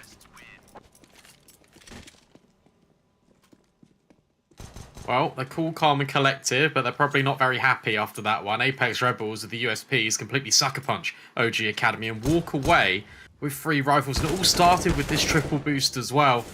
The call in the OG Academy TeamSpeak was, don't let them save the gun. But in fact, they just do one better and completely capitulate this B attack. Sound of a couple of nice kills, but it amounts to nothing. Tape where the hero in round number 3 for Apeks Rebels. Yeah, grabs that AK and then finds through with it. Absolutely demolished. Bit unfortunate for Shake and Connector, that fight. Could have gone either way. Now it's just going to be fast onto B site. Sound, he's making his way through, pathing deep here. There are 2 players in towards site, but they're both going to be spotted. Fantastic entries into B. And off the back of that, the round is almost done and dusted. There is a flank coming through. By the time it gets here, the bomb will be down. That's a great response. OG Academy, after losing that, they know that if they win this round, they reset the economy again. So they just throw pace at it. Apeks Rebels not ready for something that quick, and you're right, the pathing was absolutely amazing. There's just too many targets for Apeks Rebels to choose, and Berserk can't even find anything with the scout in the heavens. It's all left onto VHW. He's got the M4, he'd love to save it. With that timer ticking so low and the economy not being as built up as OG Academy would like, I doubt they're going to throw more bodies at this. So it's a small victory for Apeks Rebels. They can take this rifle with them into this round. But OG, they bounce right back after defeat to the Pistols. Actually, really important they say that rifle, because look at the economy. 3 players can fully invest, but Brave not quite able to. So VHW can drop over a FAMAS or an SMG or even potentially a Scout into the mix. Maybe? No. Surely. Okay. We've been a little bit selfish there. Okay, we're team players. Drops the FAMAS in the end. So they do get a buy into this one. They can continue to fight. Early Molly dropped in. OG Academy taking that short control. VHW taking control over towards Fountain of his own. Berserk trying to support from Party, but it is this man advantage. VHW has not moved a muscle in towards this position. It's a good spray, but it's not the kill conversion. There's so many players here for Apeks Rebels, but if they're not careful, Shake can just pick them apart completely. 1 kill. Oh, and the AWP misses as well. Shake has doubled up and provided OG Academy a way into this round. Look at the response. Pushing in towards short. And OG Academy, they're right outside Monster. Marix is holding for this as well if they do continue to push. Safeware is holding it at the moment. But they are just sitting in short. Oh, actually going to be grouping up in towards Connector. Looking to go for a flank, but, well, sorry to bring you the bad news. Bomb's already on site, guys. Going to be planting that one. And Shake's even here to hold the flank, although he does get caught off. That's an AK that can be upgraded. And there is a 3 versus 3 at hand, a couple of kits in play and utilities. So this round, it's still on. Could definitely go for it. Tapeware has done good things on this B bomb site so far, looking to reclaim it, but Auction, look at this angle. It's so unexpected. Brave falls. And with this bomb so far ticks down already, Apeks Rebels will just be reduced to the save. OG Academy with another consecutive round in their pocket. Looking quite strong on this T side. We called into question whether they'd win out this game, because last time out, Apeks Rebels managed to get it done in overtime. But so far, so good for this OG Academy side. Stuff so far. Only the 1 round to their detriment, and that was against the Eco, really. It was USP killer opened it up and recovered AKs. So that's the only round that they've actually lost so far. Being a little bit ironic about that. Apeks Rebels going to continue to invest. 2 saved rifles going to incentivize that one, but they've kept enough money that they can still have another buy into the next as well, with that loss bonus starting to build up. So they're really playing the long game here. It does mean I don't have all the tools to work with here. A couple of MP9s. Oh, this boost with the Berserk is fantastic. The boost alone is often unexpected. You do tend to clear it, but you're definitely not expecting the AWP to be sitting on it. But this is a great reaction. This T side pushing up towards long, but Berserk has rotated over here. Now he's scoped on. He could just find even more of these players. Missed shot. Allows the swing to come in. Dementa capitalizes upon it. AWP can now be recovered, although I doubt they want to have 2 in the fray. Marix trying to hold this connector rotation. Sense. He's already here in Divider, and the rest of the team are rotating up to try and support this. 55 seconds. OG Academy, they don't even need to commit to this. Apeks do have a good chokehold, though. Trilogy coming through.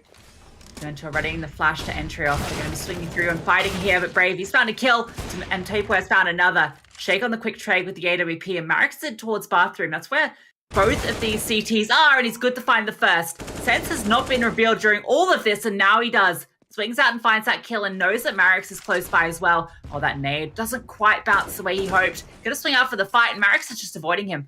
Oh, he's even going to continue to running all the way through until long. The spam through the smoke doesn't quite connect. Oh, it's messy. Eventually finds the kill. Marix maybe overthinking the play there. And unfortunately going to be his demise. The defuse, it can go through. The AWP is recovered.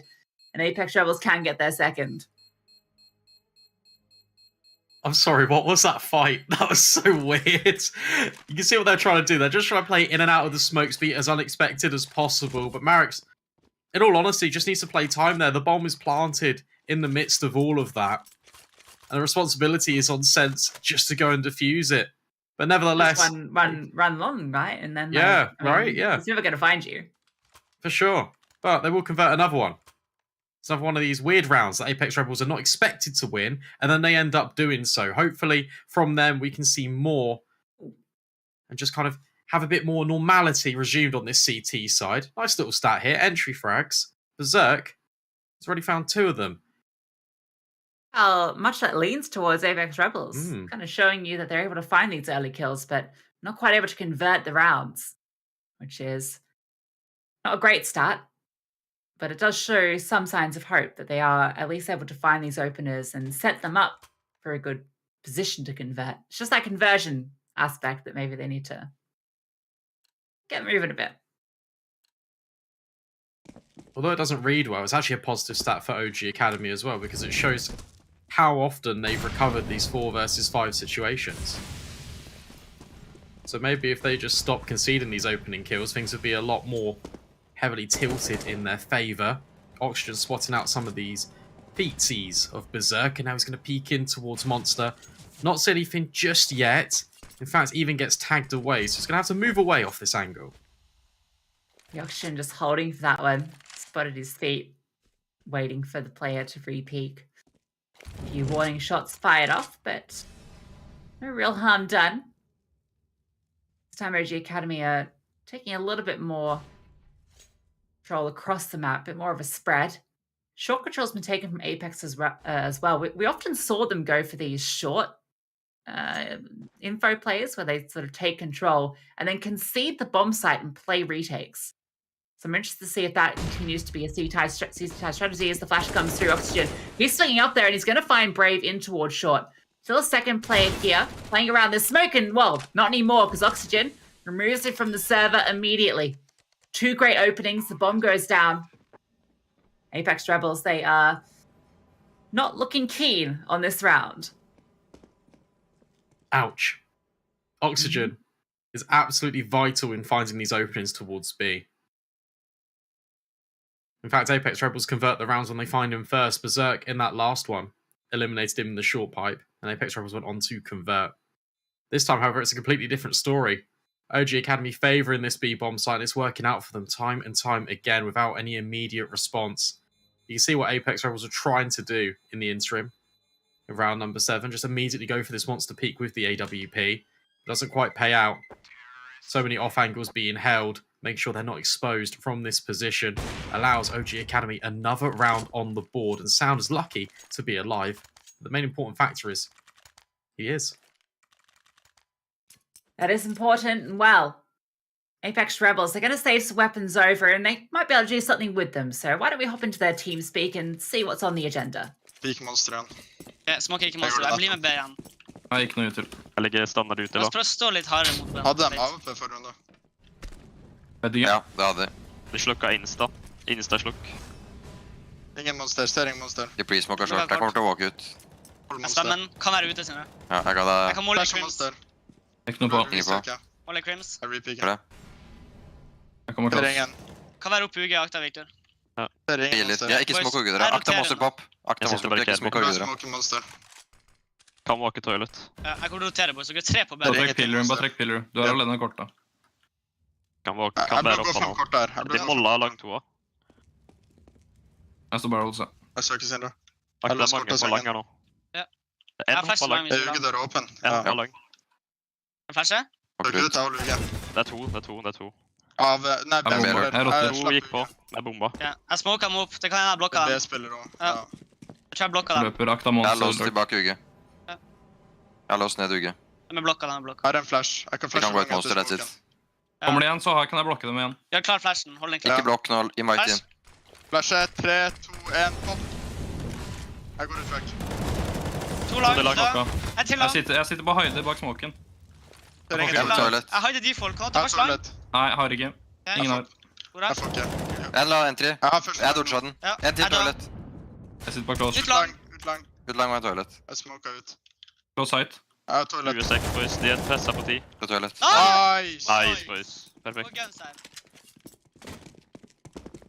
Well, that's what was on the agenda. A fantastic hold over towards the A site, set up by that flash. That spray down onto 2 was superb. And then they do eventually find Shake. They catch out the flank and they hold the site in fantastic fashion. Although I will say the comms still are quite busy.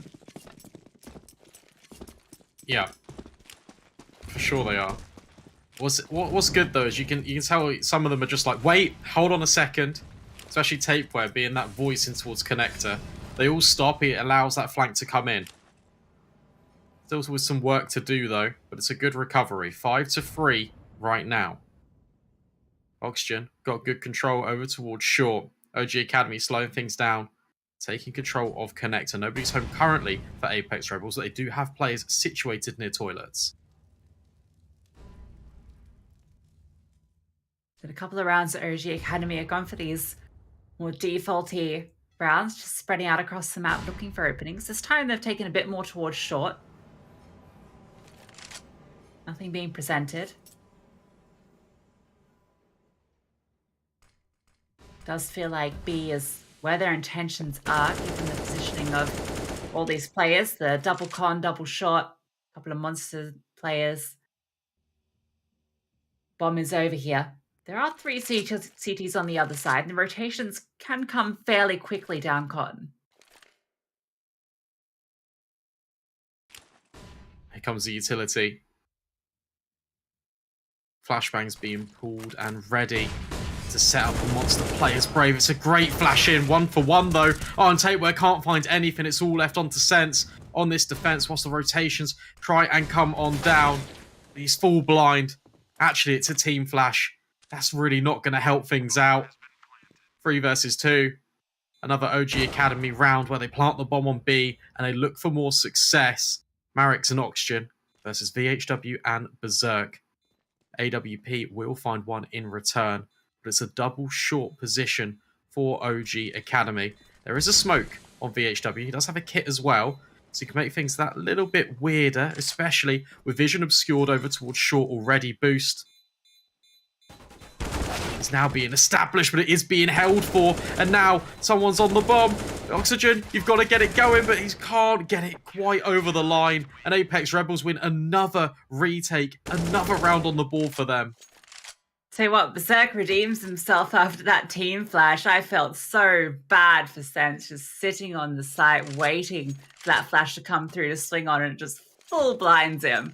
But he does find a response with the AWP, and then, well, the defuse comes through, the smokes doing it all. The boost looked like it might have been able to potentially catch them off guard, but unfortunately, well, fortunately for OG, didn't quite work out. Get spotted, get caught out, can't connect the spam. At least given they had that bomb plant, they still have something to invest into this. Hero AK out for Oxygen. Upgraded pistols on the rest. Dementor is going on an info play, looking for something over towards A.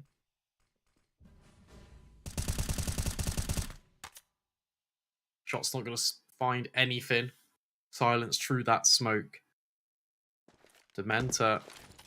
Has he been spotted? Potentially. Yeah, for sure he has, with that smoke being put down as well. But that one Tech 9 has actually shifted the defense just a little bit. Tapeware thinking about going for a boost, and that's going to be the go signal. OG Academy trying to overwhelm with these pistols. 2 players in towards the water, but somehow the kills are all still being found. It's that Hero AK on Oxygen, finding the openers on the B bomb site again. 4 versus 2. There's no money in the coffers for Apeks Rebels. They're going to have to save and concede this one. Well, Apeks Rebels, they stole a round in a similar buy against OG Academy, and now we see the reverse come through. Oxygen, that Hero AK, finding so much impact over towards the B site. Sound also chiming in for a nice kill of his own. And he's going hunting. He wants to cripple them.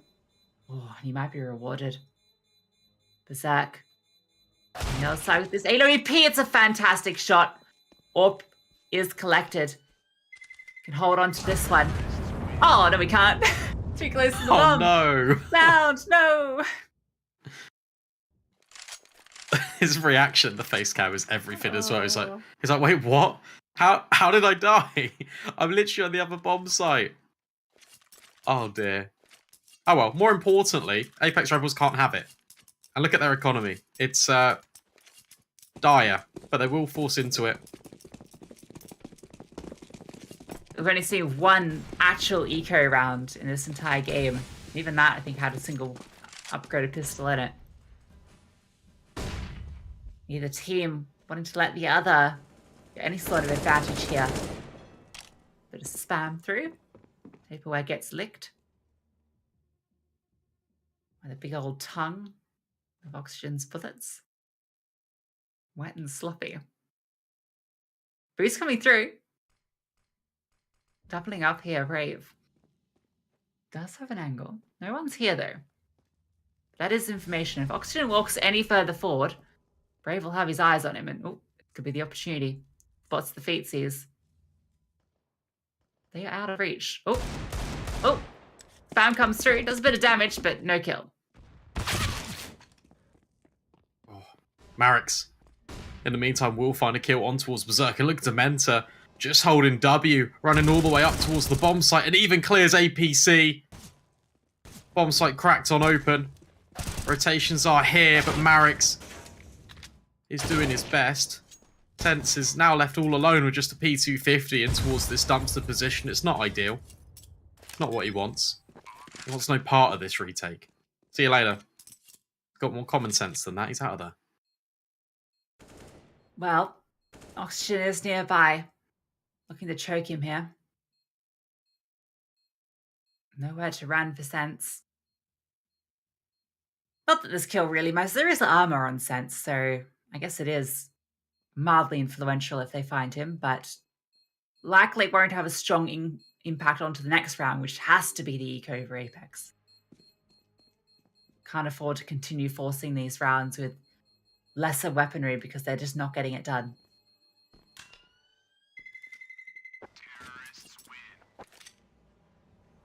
Yeah, will live. And that will, I would imagine, be the most invested player on Apex Rebels. $1,300 on just armor and a P250. OG Academy starting to run away with it a little bit. Apeks, it looked close, but now this T side is starting to pull away.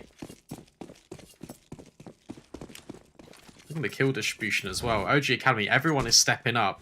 Similar story can actually be said for Apex Rebels, they just don't have as many kills. And VHW might not have a life or a deagle in a minute, but he manages to escape through the toilets.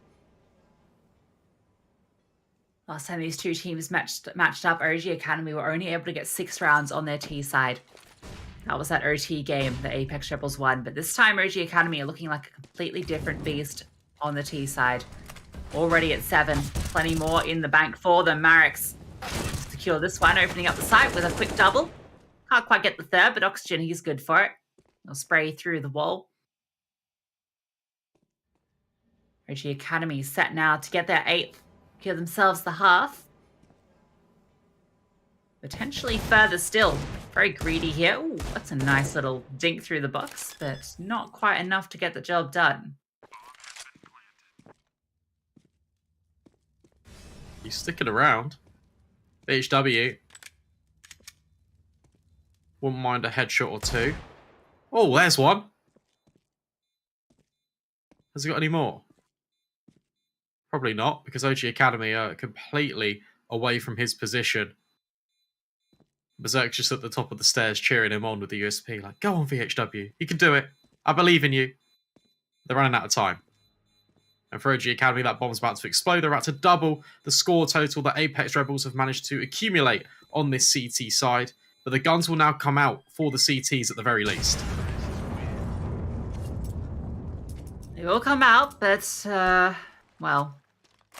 Oh, hey, nice. Manages to get himself an M4 at the end. That's not bad at all. Saves him a bunch of cash going into this one. But these critical rounds. I think Apex really have to get the next 3. Just given how their T side looked last time. They got 6 rounds on it. OG on that CT side looked unstoppable. Now they got the guns out. Attack pause comes through, get Coach on the line. Important just to approach this round. Oh, even a second. No, wait, no, that's just the thing popping up. Never mind. But yeah, important. Sounds got 100% headshot. That's not bad, is it? 36 kills, but pretty good. 6 of the very best. Ooh, nice ADRs. That's pretty cool. It's not particularly evenly distributed, is it? 2 with over 100, and then the rest are kind of around that 50 point on the OG side. It's pretty cool that Shake and Auction have exactly the same ADR, though. Like, that's not something you really see every day. Yeah, look. That's cool. Pretty gnarly. Everyone thinks so at WePlay. VHW pushing in towards the playground, trying to find a kill. They could be rewarded with one. Look how quick this flank is. Sound is actually a little bit aware of it, though. He's holding for this. No way. Something must have given this up, because... What? He had the perfect read. It felt like he just switched on a dime then. He was holding towards the fountain side, then he turned around. Marex has also spotted a player here. He's ready for the wide swing. And oh, it's beautiful! Sprays onto the second. Marex. Why are you going to do it to him like that? Now the rest of the team can just walk out onto B to where these 2 remaining CTs are, and they can just clean them up. Oxygen. Not going to meet anyone, though. Shake's even holding for this. OG Academy is so tuned into the server right now. Sound is keeping Taperware busy on A. And OG Academy have got a free B bomb site Brave's going to try and make his way round towards Monster. At least Tapeware finds one. But now the Ghost has been given up over towards Short. The FAMAS can't unfortunately get it done. And now it's 1 versus 4. AK has been recovered for Tapeware, but I feel like his days are a little bit numbered. Yeah, look at the cash for OG Academy. They are loaded. And given there are only a few more rounds to play, they're definitely interested in having a little looky-loo, seeing if they can find him tucked in here. Oxygen, he's going to be the first one to be looking. Swings out. I guess the kill as well, Tapeware. No chance to hold on to that one. Salt in the wound. Oxygen even steals your pistol from your still warm corpse. OG Academy get up to 9. Looking in a good position to even get to 10th, because not going to be much for Apeks Rebels going into this round. Yeah, it has to be the Deagles. They have to save to just bring out some sort of buy for the final round of play in the first half. OG Academy are now on a 4-round winning streak. Looking to do more of the same. Don't really need to change anything up. Apeks Rebels currently are just walking straight into their crosshairs, trying to go for this information play out towards Short. Maybe a boost could be chalked up in connector. That's exactly what's happening. Tapeware with the Deagle goes up, peers in through the window. Even aware of it, but only half committing. no. Oh no! I don't even know what else to say. That's a head in palms moment. Gotta take a second to aim that one. You know, you only get one chance, one opportunity. Well, it's gone. It's flushed, removed. Yeah. You could say he lost himself thinking about that. Yeah. Like, guess like you lose could. yourself. Yeah, no, I got there in the end. Yeah. Oh, Berserk, okay, that's a nice Deagle shot. But they needed more of those, and they needed them earlier in the round. Yeah. Brave's even being held for here. Oh, wow. The timing. Okay, all right. Brave. Now revealed in the 1v. Well, Flash, pretty good. Yeah. Pretty good. Looks like Okay. what the Apeks Rebels is curtain call. Look. All right, we get it. V-Dog. Apeks Rebels. This is all the guns though. This is their opportunity to get to 5. There's still a path here. With 5 rounds, they get that pistol round, get the conversion. Still got a game in our hands, but this round is very important. Do have the AWP out. Only one in the server as well. OG Academy have tended to go for these contact plays. Shake not wielding that one as of late. And Berserk going to have the opportunity for the opener. Isn't quite able to connect the shot. Actually looking for more, and there's going to be a player here peeking for him. Oh, the spam coming through. They're playing with him. He's staying strong. Hold the line. Surely they're going to swing him, and they do. Shake takes him out of the server with a headshot. Doesn't need that AWP when he can hit with the rifle like that. Now the rest of the team, they're going to be going straight onto the B site where they've had so much success. Oxygen looking to find some kills, but Shake is actually killing everyone over towards A. That bomb not quite committed yet because there's still different opportunities here for OG. Oxygen is looking, and well, with him and Marix doubling up, it's once again Brave.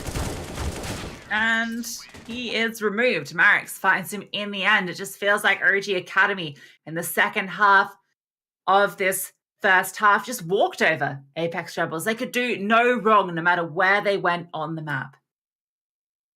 Close. It was 5-4 at one stage, and then, wow, it's a little bit unfortunate for Apeks Rebels. OG Academy just kept pressing this B bomb site, and they just worked their default. Apeks Rebels are really keen to try and get the information coming on over, but unfortunately, it just didn't really come into full effect. 11-4, the scoreline is what OG Academy will take over onto their CT side. I'm going to be interested to see how they want to get round number 12. Potentially, they could do it with the pistol. Let's jump in on board with their comms. I'm gonna destroy them. If this backfires, it backfires. Rule of life. Let's stop stepping. Nothing out mid. I don't see them. Monster rush, monster rush. Let's go for Okay. monsters. Coming, Let's coming. smoke. Full blind. Play retake, play retake. Short pipe 1, dead. That's That's a... ABC. Close. They're taking Right, Let's go, Monster. One more. Pushing One more me. city. ABC. 2 city, ABC, 2. Going up to A, going up to Going A. up to two. A. Yo. Kit is on city, guys. Fuck the kid. We have a Wait. smoke, maybe. Just go together and trade each other. It's easy. I don't think it's A to be okay. It is. It's A. Okay. Cube that. Cube Nice that. shot, guys. Can you wait for me? I have right side cube. I'll pick towards bank. I'm coming now. I'm holding Q. towards long. I don't Q. see Q. Clear. Picking long. Can someone I don't tap see the long. bomb? Nice. There's it. Nice. One Against is Someone for tap stairs, the guys. bomb. One is for stairs. Just hold stairs. Where's the bomb? Tap the bomb, someone. Stairs, guys. Stairs. Wait. Nice. Nice. Guys, bomb is for stairs. Just hold stairs. You cannot pick you Nice. from Nice. bank. Nice. Take Let's go. the kit in CG. Take the kit in CG. Just It's I like got the towards bomb. ABC. Here? Sound. ABC. Care Let's by fucking now. go. My teammates in every face at game. Hey guys, I don't think it's A. Bomb has been planted.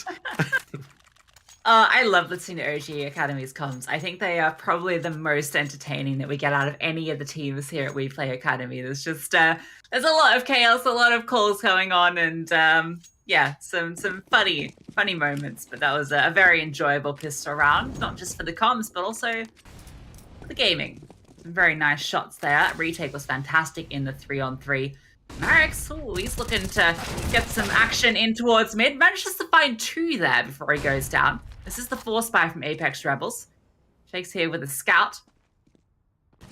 And Shake. There we go. That's what we love to see. Haven't seen too much of the scope weapons from him, but that one, that's gonna be feeling good. I don't know if you caught on to it as well, Lucy, but Berserk actually had a Bison. But he was first to fall in that round. So unfortunately, couldn't put it to good use. Those Don't know how much NB you're a moments fan. here. Yeah. No aces. Instead, just pain and suffering. Could get even worse. Dementor's tucked in on this long corner. And Shake is providing somewhat of a support if he needs it. Can even take the first contact, but Apeks try and relocate. And Dementor, he's following them. Oh, he's stalking his prey. 4 versus 2. Oh, now he's in the middle of them. Brave. Needs to clear corner. Oh no, that's the bomb dropped. That's the Galil giving up. VHW. His position's on notice as well. Dementor with the MP9 can do no wrong. And OG Academy get 13 rounds on the board. 13 rounds on the board and 3 rounds away from guaranteeing themselves a spot in the play-ins. This game means everything for OG Academy, and you can see they are coming to play. Looking poised to secure one of those spots. Apeks Rebels really not in a good position to contest it. Look at their spy. It's going to have to be the full eco into this one. OG going to be up to that 14th, so 10 rounds will be the lead. I'm just going to be charging into connector. That Molotov slowing everything down. Intentional smoke. Apeks Rebels for a smoke that landed right at the top of connector. And they're just gonna run through it. Okay, I might have missed. I think it might have missed. It might have been like we push connector. If there's a player in con, we catch them off guard with the Glocks. They can't be the rotation because it's smoked. Maybe. Maybe there's something there. Listen, it doesn't work. Whatever it was, unfortunately, it just doesn't land. What does land is OG Academy's 14th. Guns do come back out for Apeks Rebels. It was just the full eco. That round going as expected. And, well, this game going about as well as expected as for OG Academy. It's innovative, at the very least. We've seen a lot of that here at WePlay. Young Ninjas, last season with those double nades down towards T-ramp and that underpass position on Inferno. How can I forget that? Dementor on the boost. Apeks Rebels taking it slow. Running out of chances now in this game.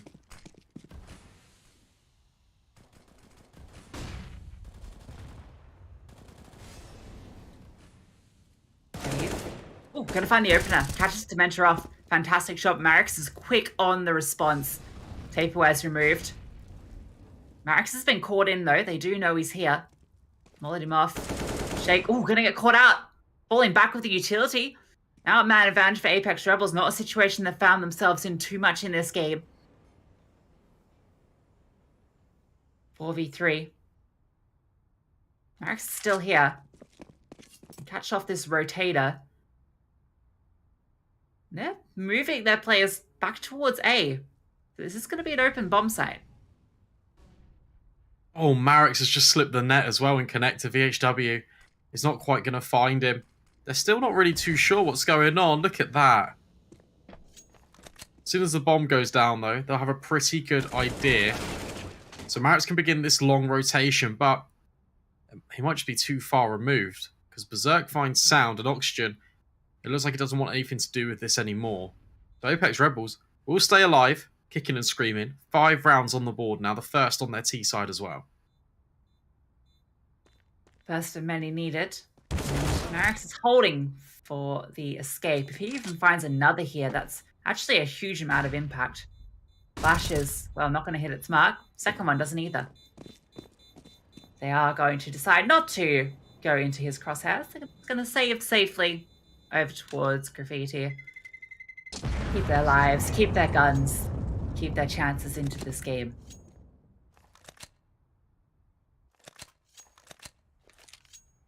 First of many. OG Academy can buy again. Shake can even bring out the AWP if he wants to. Plenty of money in the bank account. And he will. In fact, it's been dropped over.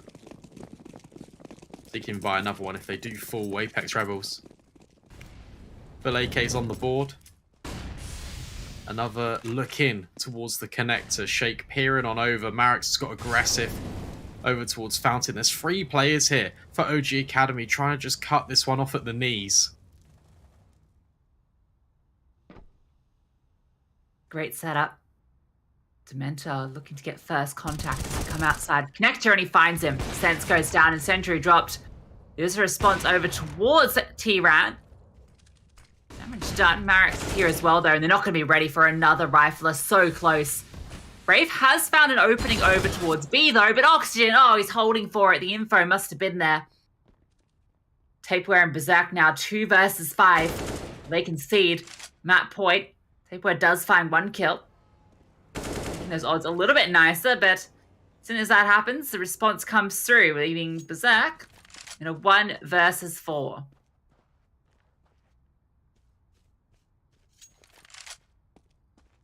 Has to get the bomb.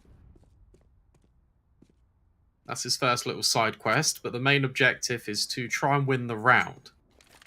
35 seconds. It doesn't look too good right now.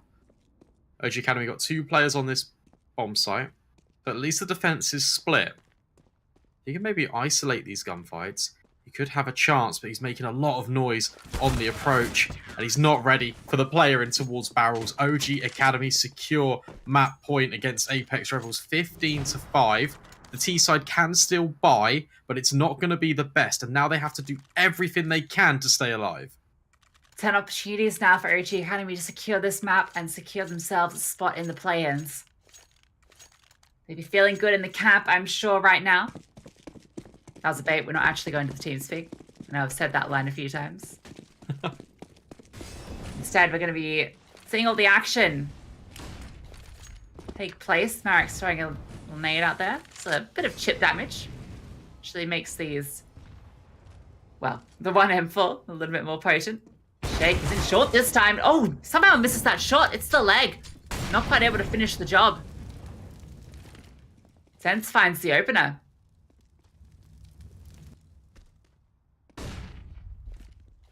Good reaction though. OG Academy trying to take back short control. Tapeware's holding for it though in towards connector. And Berserk and VHW are going on a little walk up towards long.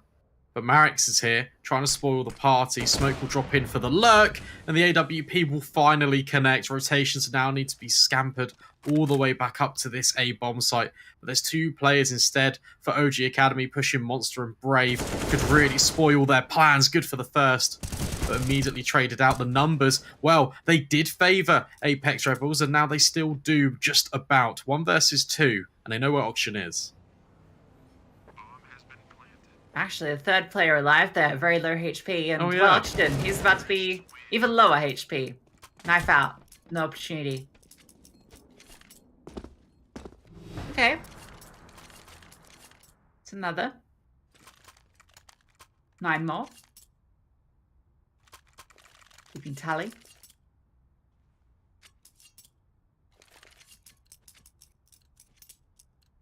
Nice gold-themed loadout for Brave.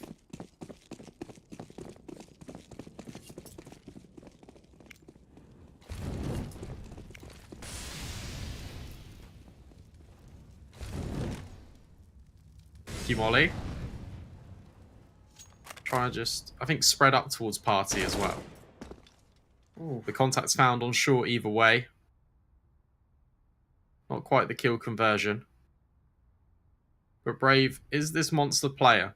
And it's always good to try and find some of this damage and keep OG Academy interested.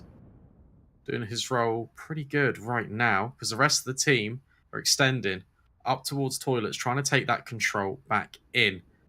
Brave's got to be careful. He's just being pincered upon, but he will find the kill on towards Sound.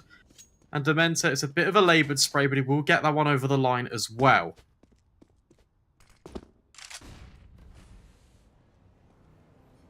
Apeks Rebels just checking back to see if the flank's coming through and actually grouping up over this way, which is perhaps a little bit risky given that OG Academy have control over here, but they could be thinking that OG Academy will now rotate off given that they've taken such deep control. And that's exactly what's happened. Memento, he's the only one here. Long range spray though. Able to find Berserk. BHW sitting up and connector gets one in response though. He's staying over here looking for more. Pass is shaken towards bathrooms. That's a little bit weird, but it's over where B where the action is. Oxygen all the way back. Oh, shake. That's the timing. Finds that kill eventually. Dementor wasn't 15 seconds left. Tapewa is able to find the kills, but Oxygen, he's come in response. It's all on Sense now. 10 seconds left. That bomb starts to go down, but Shaky's just spamming through the smoke, not quite able to connect the bullets. Sense getting peppered here, and Oxygen does find him in the end. The defuse will come through. OG Academy get their 16th, and they secure themselves a spot in the play-ins. And what a difference this game was compared to the last time these two teams faced each other. That was a 19-17 win in favour of Apeks Rebels. However, this time about, OG were armed and ready. They had a purpose. They knew they just wanted to try and secure this win, and that's exactly what happened. It was a good start for this CT side in Apeks Rebels, but OG just completely rolled them over. It was these B bomb site executes time and time again, the difference maker. Yeah, I mentioned it right there. In the previous time these two teams matched up, it was that T side where OG Academy was struggling, but they look completely different here. Apeks Rebels, they got to a good start, but as soon as that T side got rolling, it looked like there was nothing they could do. And then going into the strongest CT side for OG Academy, you can see they just looked completely dominant. Nowhere for Apeks to open anything up. Sometimes they were able to find the advantages, but it just felt like OG Academy were able to reposition, out-aim, out-duel, and in the end, outmaneuver Apeks Rebels on overpass in fairly dominant fashion. You can see that scoreboard, 3 players all within 3 kills of each other for OG Academy. Yeah, and it was that man Oxygen finding the space, creating so many opportunities for OG Academy to be allowed to even be on that B-bomb site. Multi-kill after multi-kill that man was finding. One of the more experienced members on the server, just in total, just given his European experience with Skade. What a performance from him, and what a performance from OG Academy. Congratulations to them because they make it and secure their spot in the top 4. Yeah, they'll be feeling really good after that one. They still have one more game to play, so they can, continue to try and expand their horizons there, potentially pick up another win. But we've still got the game as well. We're going to take a little bit of a break, and then we'll be back to bring you Fnatic Rising versus Prospect.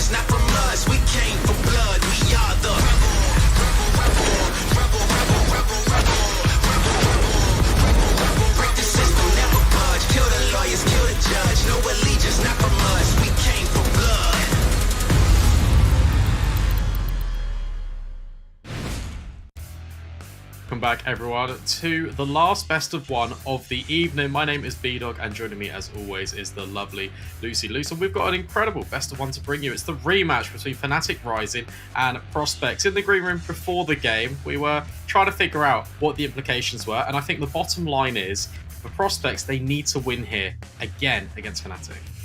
Yeah, there's a lot going on, and we can maybe break it down a little bit in a minute, but you can see from the standings here that MOUZ, NXT, Spirit Academy, and Prospects are all in a very similar position.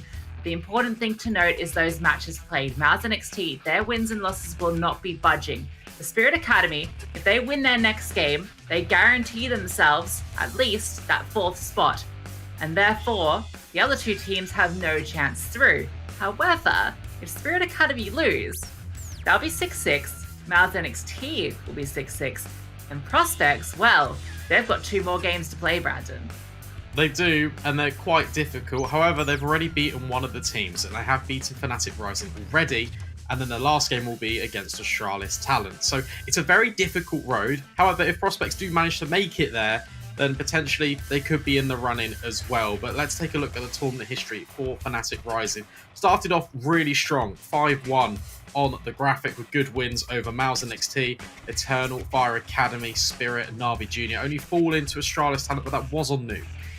Yeah, which has been Astralis Talent's stomping ground. It's been a map that anytime they're allowed to have that one played, that they will be more than happy to take it. But for fnatic Rising, the wins continued. They've had a fantastic run. They're sitting 6 wins and only the 3 losses. That one against Astralis we mentioned, the rematch against Astralis again on Nuke, and then against one and only Prospects. And that was that triple OT from last week.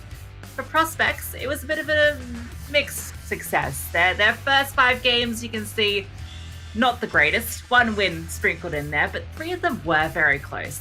And then moving later into the tournament, started to find themselves, sort of picked up a few more wins against Na'Vi and a huge upset. Obviously that triple OT we talked about, and then most recently against Eternal Fire Academy just yesterday. Now, with so much on the line, 2 more games left to play. They have to win both if there's even an outside chance of them progressing to play-ins. Yeah, and we spoke about kind of the Prospects' chances and how good they've actually been despite the score lines being a little bit close and their kind of win-losses being not really in their favour. This team, I will keep harping on about it. I think they are one of the strongest actually in Academy League. I think they've got the real potential, but we are going to see the bans. I believe Nuke does too, and maybe I think Vertigo going to be banned. There we go, from the Prospects. That's their staple 3 bans that they do in these best of 1 stages. And fnatic have now got the choice. Do they want to put it on a Mirage? Do they want to put it on an Inferno? Or do they want to go completely crazy and even send us on Ancient? fnatic have been having a lot of luck on Inferno. However, because that triple OT, they might not be feeling quite so confident on it, considering Prospects have been playing it a bit as well. Like, it's one of their preferred maps. I think Mirage would maybe... Oh, never mind. Okay, we could see Ancient though. That could be a bit of an outside pick. They have played it. Well, sorry, no. Prospects have played it. fnatic Rising haven't played it, but it could come out as a punish. Maybe, although I feel like it feels will unlikely. Be this Inferno matchup, right? It'd be the rematch. It might go to triple OT, might even see a quadra. It was those T-sided rounds that really let both of these sides down, and it meant that the match was elongated so much, and we will see it. It's going to be that rematch. It's going to be Inferno, fnatic Rising versus the Prospects. This is exciting. This has got potential to really go the distance.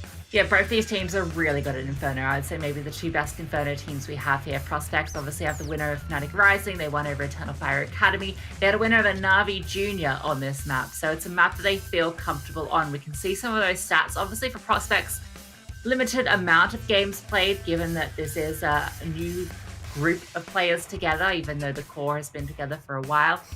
fnatic, they've played it a lot, and those stats look pretty good for them. Yeah, especially those T sides, they're inflated by the fact that against Eternal Fire Academy they had 12 rounds on that side, but recently was very impressed with their CT against MOUZ NXT, just really trying to take the fight down. Banana Volt was a key factor, and in fact, he was a bit of really an unknown and a weak force in that game against the Prospects, because Prospects, what they did very well in this first game on Inferno against fnatic Rising is they really just had both areas of the map control, top banana, top brackets, really were playing with those rotations. It took a couple of heroic attempts, especially from Depression on that fnatic Rising side, to really just keep them in the game.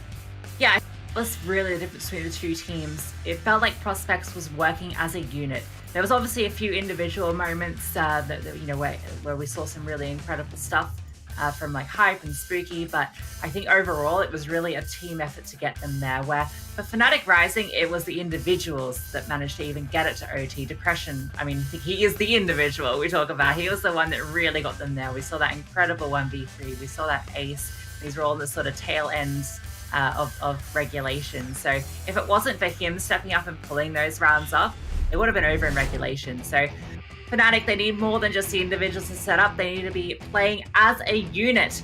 As both these teams, well, everything on the line for Prospects and Fnatic Rising, they want to end as high in the group as possible. Yeah, for sure. There's that man on the Prospects I will be looking at is Spooky. Did really well against Fnatic Rising, but also yesterday against Eternal Fire Academy on Inferno. Top of the board, 1.39 rating. This guy knows his wall bangs, knows his lineups. He's looking to do the damage once again to Fnatic, and he gets straight into the pistol. No dualies in play for this pistol, despite that intro graphic. And oh, it's going to be aggression down towards mid. Hype is here alongside his teammate, and there's actually 3 players here. Depression's able to get 2.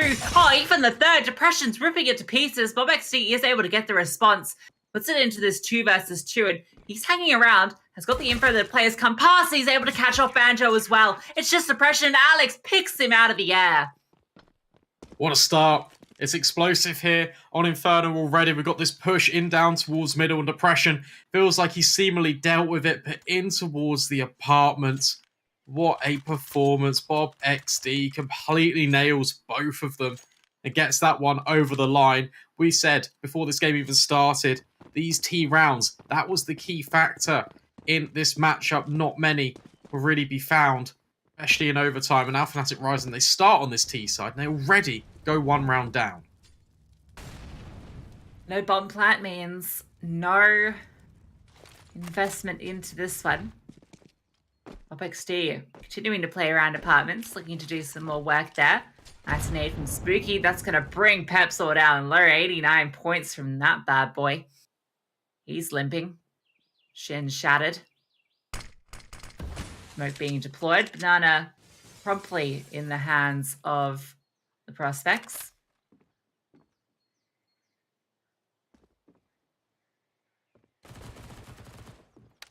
Oh, there we go. First contact found, this time in the apartments. Hype extends with the MP9, gets rid of Banjo. This M4 trying to swing in, do some more damage. It's the SMGs on the flank, farming up all the money. $600 a kill, and Prospects completely overwhelmed. They keep 5 players alive as well. Yeah, fantastic pistol and fantastic conversion. It all seems to be going right for Prospects. But, well, how about we hop into their team speak and hear how it's all going on the comms. Kan hålla så får du flasha. Ja, jag har ingen mål. Jag kommer inte kliva. Jag kommer försöka nida när jag slår upp. Om jag kan. En mollo. Lägger mollo. Nu tycker jag. Boom. Hålla upp. Ligger bara en smoke på 2 mollo. Den är Borde vara slå släppar. Ja. Inte spela bara när jag kommer nidare. Du går inte ner bakom dig sen i pool. Det är vitt. Jag går close mid. Jag kommer lägga mollo. Upp och ner så länge musiker. Ja, gör det. Det ligger smoke HV-flash där. Kan höra dock honom CP.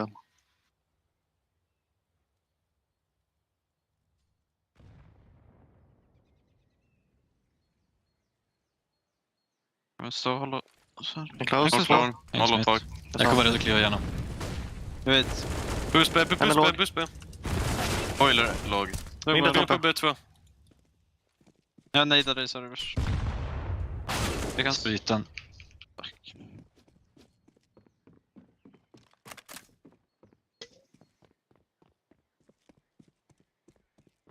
Den sa jag.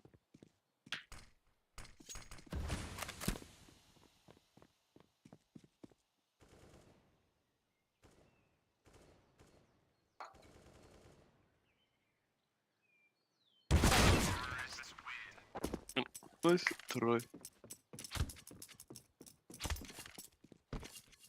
Much better round from Fnatic Rising. Taking control over towards Banana, and then absolutely dismantling that hole that Prospects tried to set up in towards top brackets. Vault with a 3-piece. His map control gains, you can see, and kind of hear in the comms, I'm not really too sure where that bomb's going to end up. And that's the benefit of having good control across all areas of the map. fnatic Rising, the guns come into play, and they take a round on the board. Yeah, great stuff from fnatic. Immediately fighting back here. Prospects have fully invested into this one, and it's a reasonable buy. Alex, yeah, GL, the only one that's not really got the rifles, just a Desert Eagle. And Pepsor is creeping through a smoke. Successful creep on. Oh, even going to push off the back of it. At HE setting him up. Hype's still here, dropping the incendiary, getting a little bit desperate. Some utility being thrown out here, but there's no commitment yet. Now going to throw the smoke, and it's even going to leave a huge gap because that incendiary was still burning. Ooh. Hype will eliminate Pepsor, trying to be a bit tricky towards Banana, however. That's going to force fnatic Rising back. Straight into this crossfire between bob1 and Franson. Bit more of a bait and switch. Franson elevated on Cold Zero. bob1 just playing around this default box. But there's a lot of players for fnatic about to gather in. They can drop their flashbangs and try and rain down terror onto this bomb site. This crossfire has to hold, and it doesn't. At least initially. But Hype will get one in response, but it's just simply not enough. And Maze is locking out these rotations towards Library as well. Oh. There it is.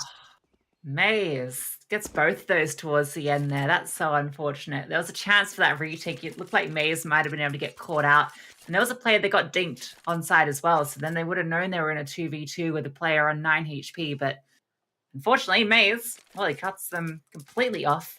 Fantastic hold out towards long once the bomb went down. fnatic Rising get 2 in a row, putting prospects down onto USPs. Literally it. Nothing but USPs.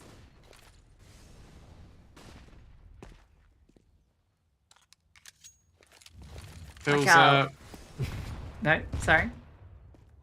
Doesn't feel too great having the USPs. Oh, well, that doesn't feel great either. Bang through the wall.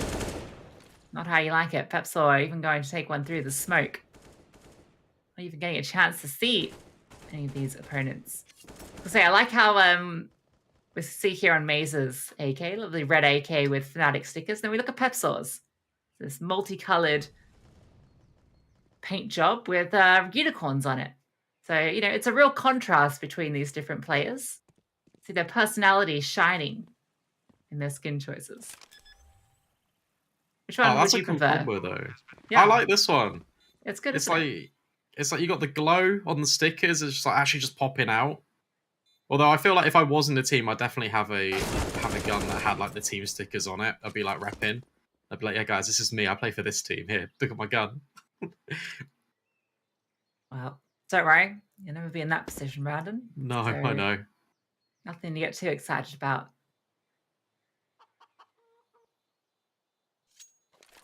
Hype.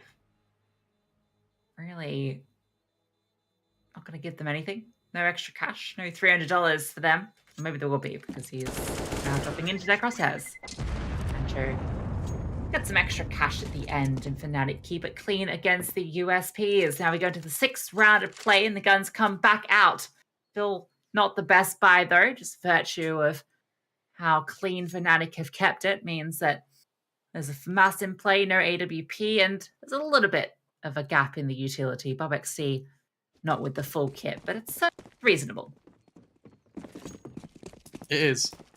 It's not too bad. I'm looking to Pepsor to find some of these opening kills.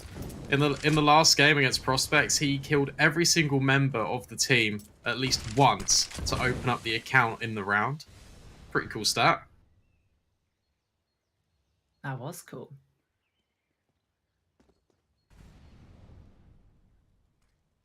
fnatic in the apartments, forcing out this utility of Franson, but now his vision is obscured.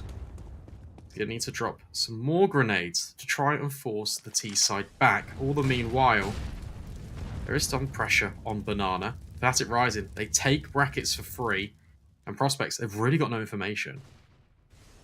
Depression's continuing to look up here. Franson jiggling the angle is going to get the info, and Depression's holding for a flash, but Pepsor is just jumping this angle. Oh, the flashbang's good, but Pepsor manages to dodge it. Depression did go down in that exchange towards long, though, so it is still even. And Pepsor finding that kill has sent one of the rotations over towards B, keeping this 2-2 split, although Franson is second-guessing it. The lack of any further contact towards B, keeping him interested over here, this long control that's been taken. Knows that someone has to be keeping an eye on it. And he's the man in charge. 2 more T's with that bomb going towards apartments. Getting ready to make a bit of a pop play here, Franson. He finds the right timing to swing out. Makes this attack so much less potent. Apeks playing around this smoke as well and hyping towards site. There's so little time left, 15 seconds. They're going to have to commit, going for these fights, but they can't find anything. And Hype's found 2 on the site. Apeks trying to find Banjo, and well, it's only a matter of time before Franson gets his 3rd. Yeah, this happened as well in this first matchup between the 2 sides, and actually it was what allowed Prospects to really try to work their way back into the game and deliver on these CT rounds. fnatic just leave it really late to execute in on towards the bomb sites. And once Prospects find 1 kill and just kind of neutralize 1 prong of the attack, this time it was Franson in towards long, the rest of the attack just completely disintegrates. Prospects are taking another round on the board. We are close. 3 plays 3. Pressure will be on the AWP, and this could be a difference maker. Depression was Mr. Difference Maker in this last matchup. Can he bring that same impact? Really fit well into this squad, replacing Regali this season. Really finding a lot in these matches, being a really, well, being worth giving a $4,750 rifle too. 44 kills in that first matchup. 24 of them were with the big green. So he's reliant on it. But he has been showing us what he can deliver upon it.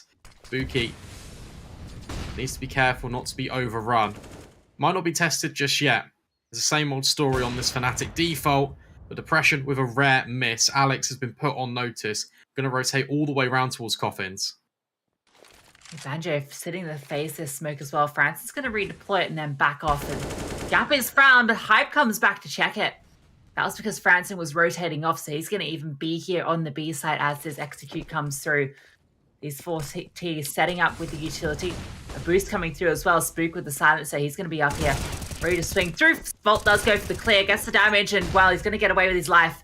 They have managed to take control of the site, and they can get that bomb down. Depression posted up with the AWP. Even has another smoke that can be redeployed. Going to be holding on to it at the moment. One of these CTs taking their time to come through. Depression, he's posted up in towards Coffin, hits the flick.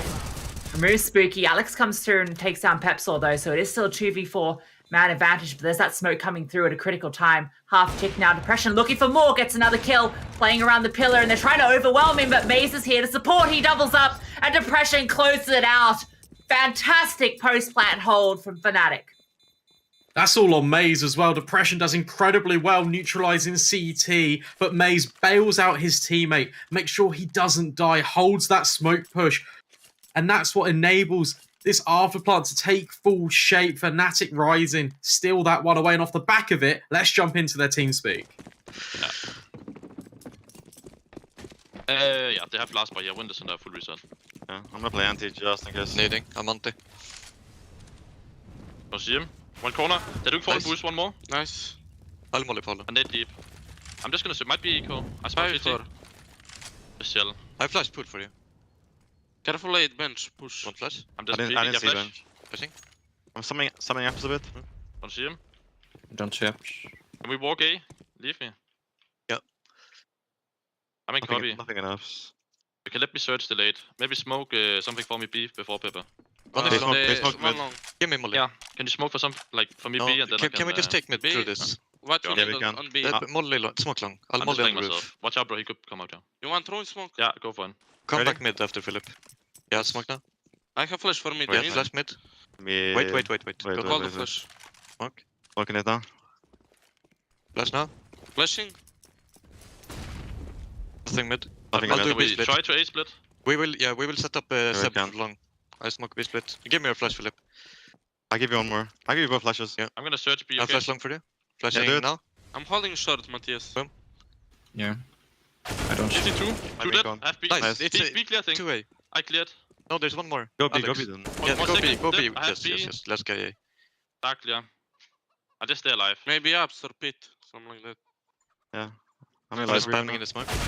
Nice. Good Oh job. my god, nice. It Was it was pistols? Zico. Yeah, what's he going? Well, good stuff from Maze. Lovely 4K clearing the side. That double up in towards CT was very clean, but you can see they were being cautious. They were not 100% certain it was the eco, and once they get the information, they start to commit. Maze goes on the info play end towards B, and well, finds a bit more than information because he finds all the kills. Yeah, lovely stuff. Prospects take a timeout. When the guns come back into play, they want to make sure that they're ready. Have a little bit of a game plan before trying to tackle this Fnatic Rising attack. Been liking what we've seen so far from Fnatic Rising. They've been making sure to consistently have both areas of this map and really deny any information that prospects have to work off, which kind of forces the rotations to be in a bit of a weird spot for the CTs. I was really gamble on where they think the ultimate final destination will be. Both these teams got up to 8 T rounds in that matchup in triple OT and regulation. So that's the magic number that they'll be trying to work towards, which is a pretty good number for the T side, to be honest. But knowing that your teammate, your opponent is capable of it, certainly want to be meeting or exceeding. And while it's action in towards Banana, Spooky going to come up ahead to begin with, but Pepsaw is there for the trade. He's looking to accelerate. Got in front of this incendiary, pushing forward, but can't quite get the kill onto Alex. Oh, and Alex doubles up, Vault removed, overcommitting to try and catch this player off guard. Banjo trying to get something. Depression just walked out and found the kill onto Alex. This is a 2v3. And that's information gained over towards A as well. This round is still on. It is, but the prospects know that they've dropped the bomb in the meantime, so that means that BobXD can rotate over to the Depression. Is currently holding for this. Oh, this is brilliant. Can he hit the shot? Oh, shoulder spotted. Smoke deployed instead. Taking this one a little bit more cautious. Hype will gather with his teammate in towards CT, and a boost is going to come up as well. Banjo considering it. Headshot removed. BobXD from this round, 2 versus 2. And Depression is taking good space over towards Ruins. Prospects are trapped in towards CT. And Franson takes a bullet through the wall. Banjo will get flushed out. And now it's just 1 versus 2. We've seen Depression clutch in these positions before, but he's being wrapped upon. Franson delivers the final blow, and the Prospects retake. Poor, almost a 2v4, that situation. Comes down to the wire. Started off with the brawl in towards Banana, but they overcommitted towards B. You can see this is where it becomes that 2 versus 4. And somehow Depression and Banjo between the two of them even it up. But the retake was just a little bit better. The utility good and well for Depression. He was just holding that line, waiting for a player to push through. He had to commit to one angle. And unfortunately, it wasn't the one that the player picked from first, so he goes down. Clutch comes through. It remains a close game here. What a hole by Alex. Just to get that double kill, especially because that Molotov missed. And that's what Fnatic Rising were trying to punish.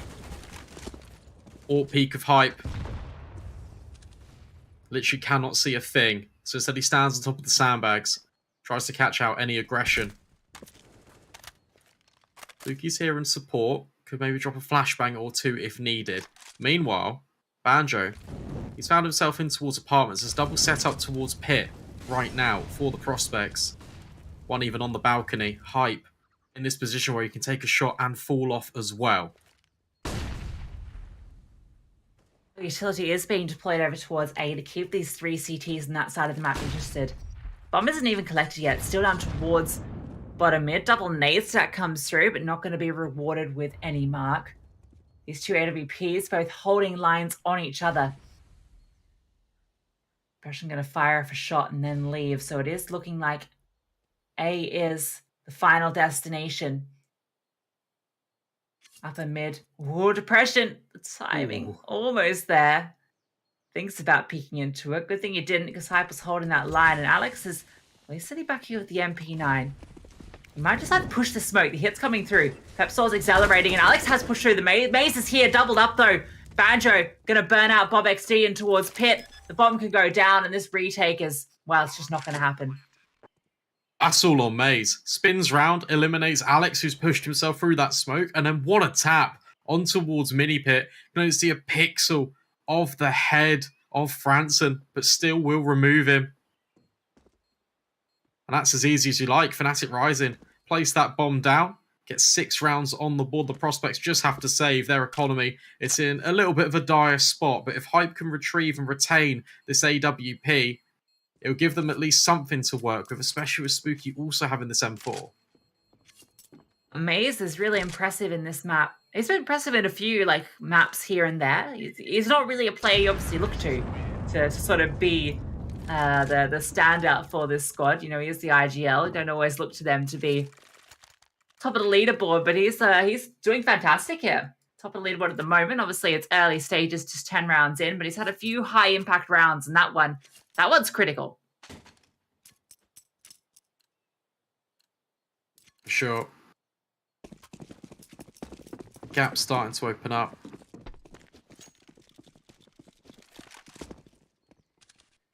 Right, peeking on down towards middle. Could find depression. Scoping on the other end of things. The flashbang's going to push him back, but it's Spooky. Strike Pepsor off the record. That grenade's not quite going to find the mark. Bit of a mishmash buy for the Prospects. Just working with these white rifles. They've done the damage so far, but can they continue it? fnatic Rising, so intent on taking this banana fight. Depression will remove the rifle, and Alex on the P250 nearly takes down the big green. Depression very eager on these peaks. Loves to put on that pressure. Maze is going to stay over here towards B and going to keep this all in CT. Oh, the spam! Must have spotted the player on top and goes to the bottom, obviously. That's what you want to do. Make that totem pole fall. That AOP is now firmly on the A side. The bomb is recovered. And they're making their way towards B. So fnatic Rising look like they have the right read. It's just the P250 here at the moment. But surely the P250 can't do anything in this situation. Posted up. Okay, gets a kill, but the second not possible. It's one of those pistol highlights on Banana. You can never be too certain. But Volt, he's got a pretty good inkling that there might be a player here in Banana. Bob XD's shoulder spotted. Trying to bait in the AWP, but Volt is wise to it. Only 4 bullets left in the magazine, and that last one deals the killing blow. And now Hype is forced to retreat and run away. Hold on to the heaviest investment the Prospects brought into that round. I don't get a chance for it. Look at these T's. They are hungry, and Volt, well, takes him down. Zippity zap zap. Gets that orb out of the server. No chance to bring a new one into this round either. So Hype is going to be putting the M4 instead. Depression. I can't believe he just goes for these crazy picks. That was just a spam, actually. Didn't even spot anything. Just finds that kill. Cognizant to some sort of shenanigans. And, well, a great round from fnatic against the saved weaponry. And this time around, well, Spooky has fully bought. Okay, no, I think they're just taking attack. The rest will invest. Yeah, for sure. I want to see some aggression from Prospects. I want to see them take Banana. We've seen it a couple of times, but it was only really with the bonus weapons or weapons they feel like they can afford to throw away. Take that control back away from fnatic Rising. Maybe set up a bit more aggressively in towards top brackets. Make sure that fnatic Rising can't really take the space without any semblance of pressure.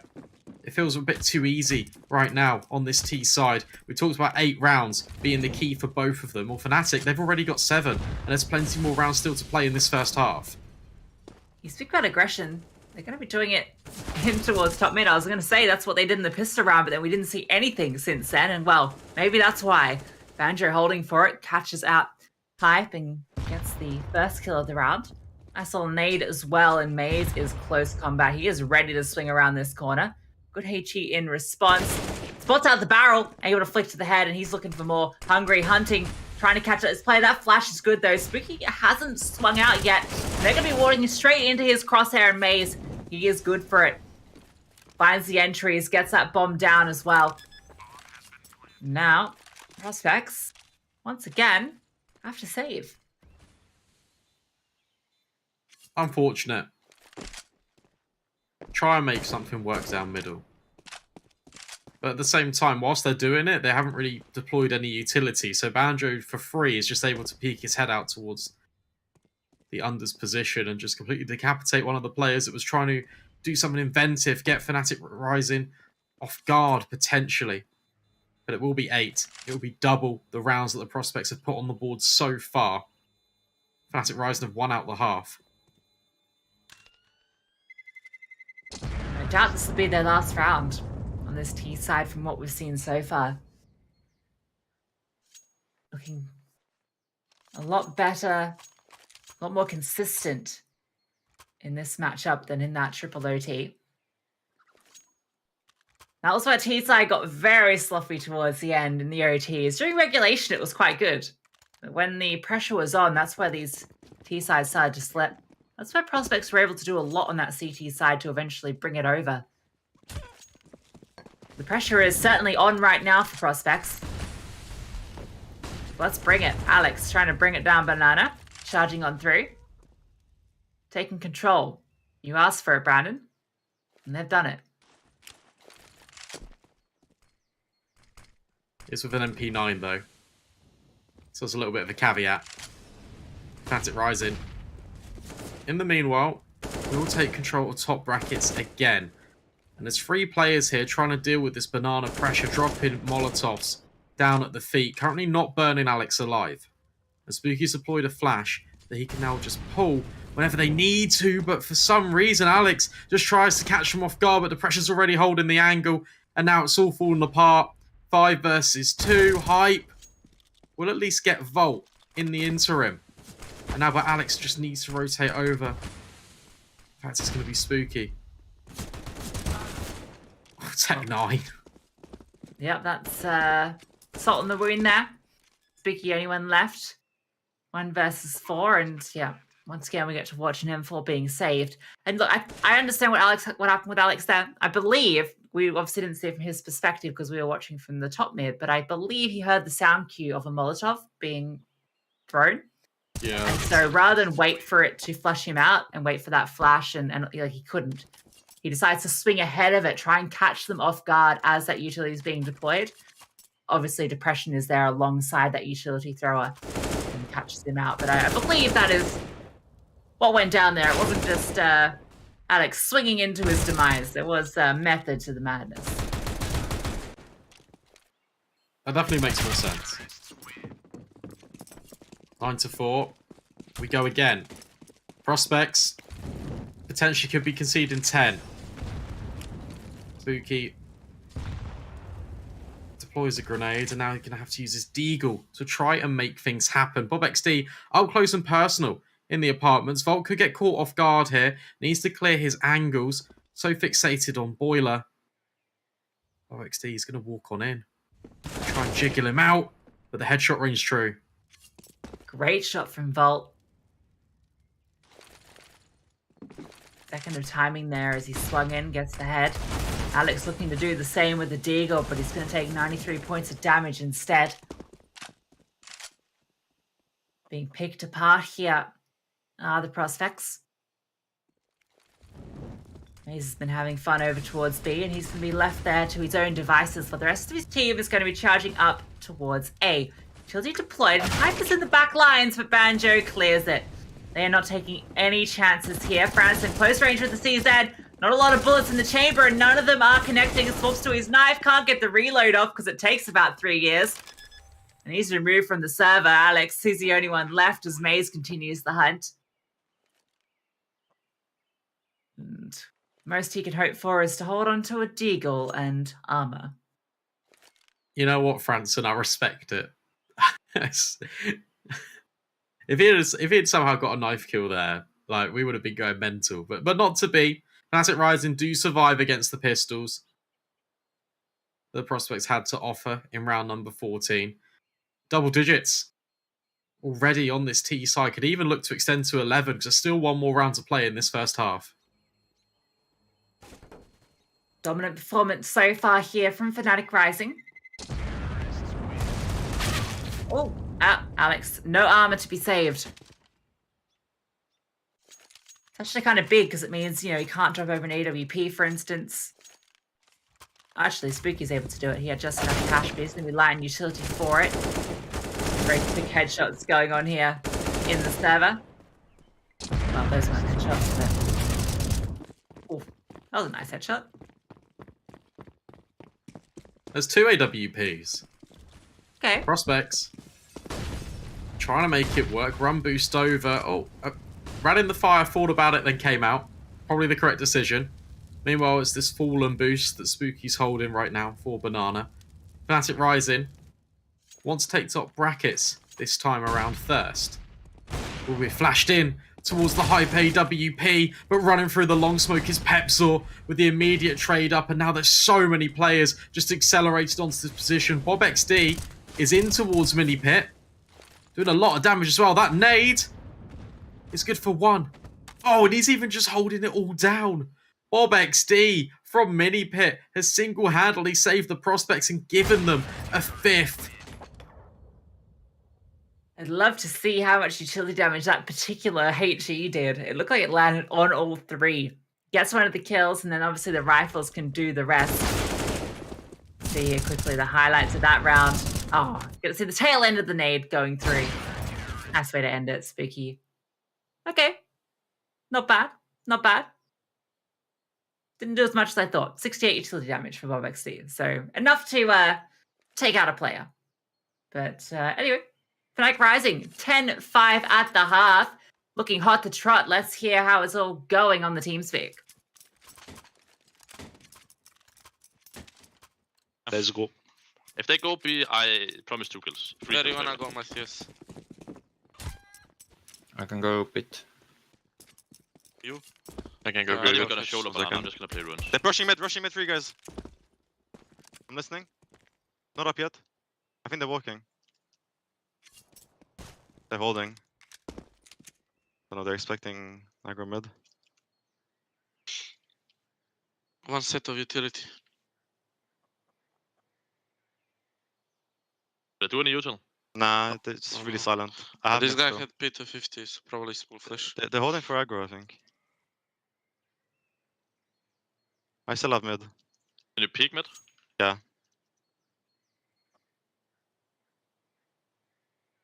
I don't see mid. Continue down mid. Continue down mid. yeah. Can you push it? Kinda aggro. Like run it. Run it. Yeah, I think it's B. B, yeah. And then there are 4 guys in. Seb is behind. Car. They're waiting for me now. I'll wait you, Seb. Maybe they think Yeah. coming from behind. Are they He's right pushing side. you? Close halfwall. Come ruins with me. Yeah. Just hold. You have to play aggro. You have to play super aggro because you have no kit. On One the ruins. corner. One will be Or close back. right. No one. No, no, Holding Crunch. I'm back. I made one. That's I'm back. One more runes. back. One more. Ah, it's fine. It's fine. Timing on this guy. On a disappointing maze, you promised me 2 kills on B, but in fact you delivered up 0. Nice idea from Fnatic Rising, had a little triangle of death over towards A in pit, mini pit and graveyard, but Prospects just completely avoid it, don't even reveal that position, and they just overwhelm the B-bomb site. Yeah, hey, look, you got to admire the confidence from Maze. And I can understand it. He's on 14 kills, top of the leaderboard of the server, in fact. So, you know, certainly stats to back up his wild claims of kills. And they're forced into this one. MP9 for Maze. The rest with the Uglies.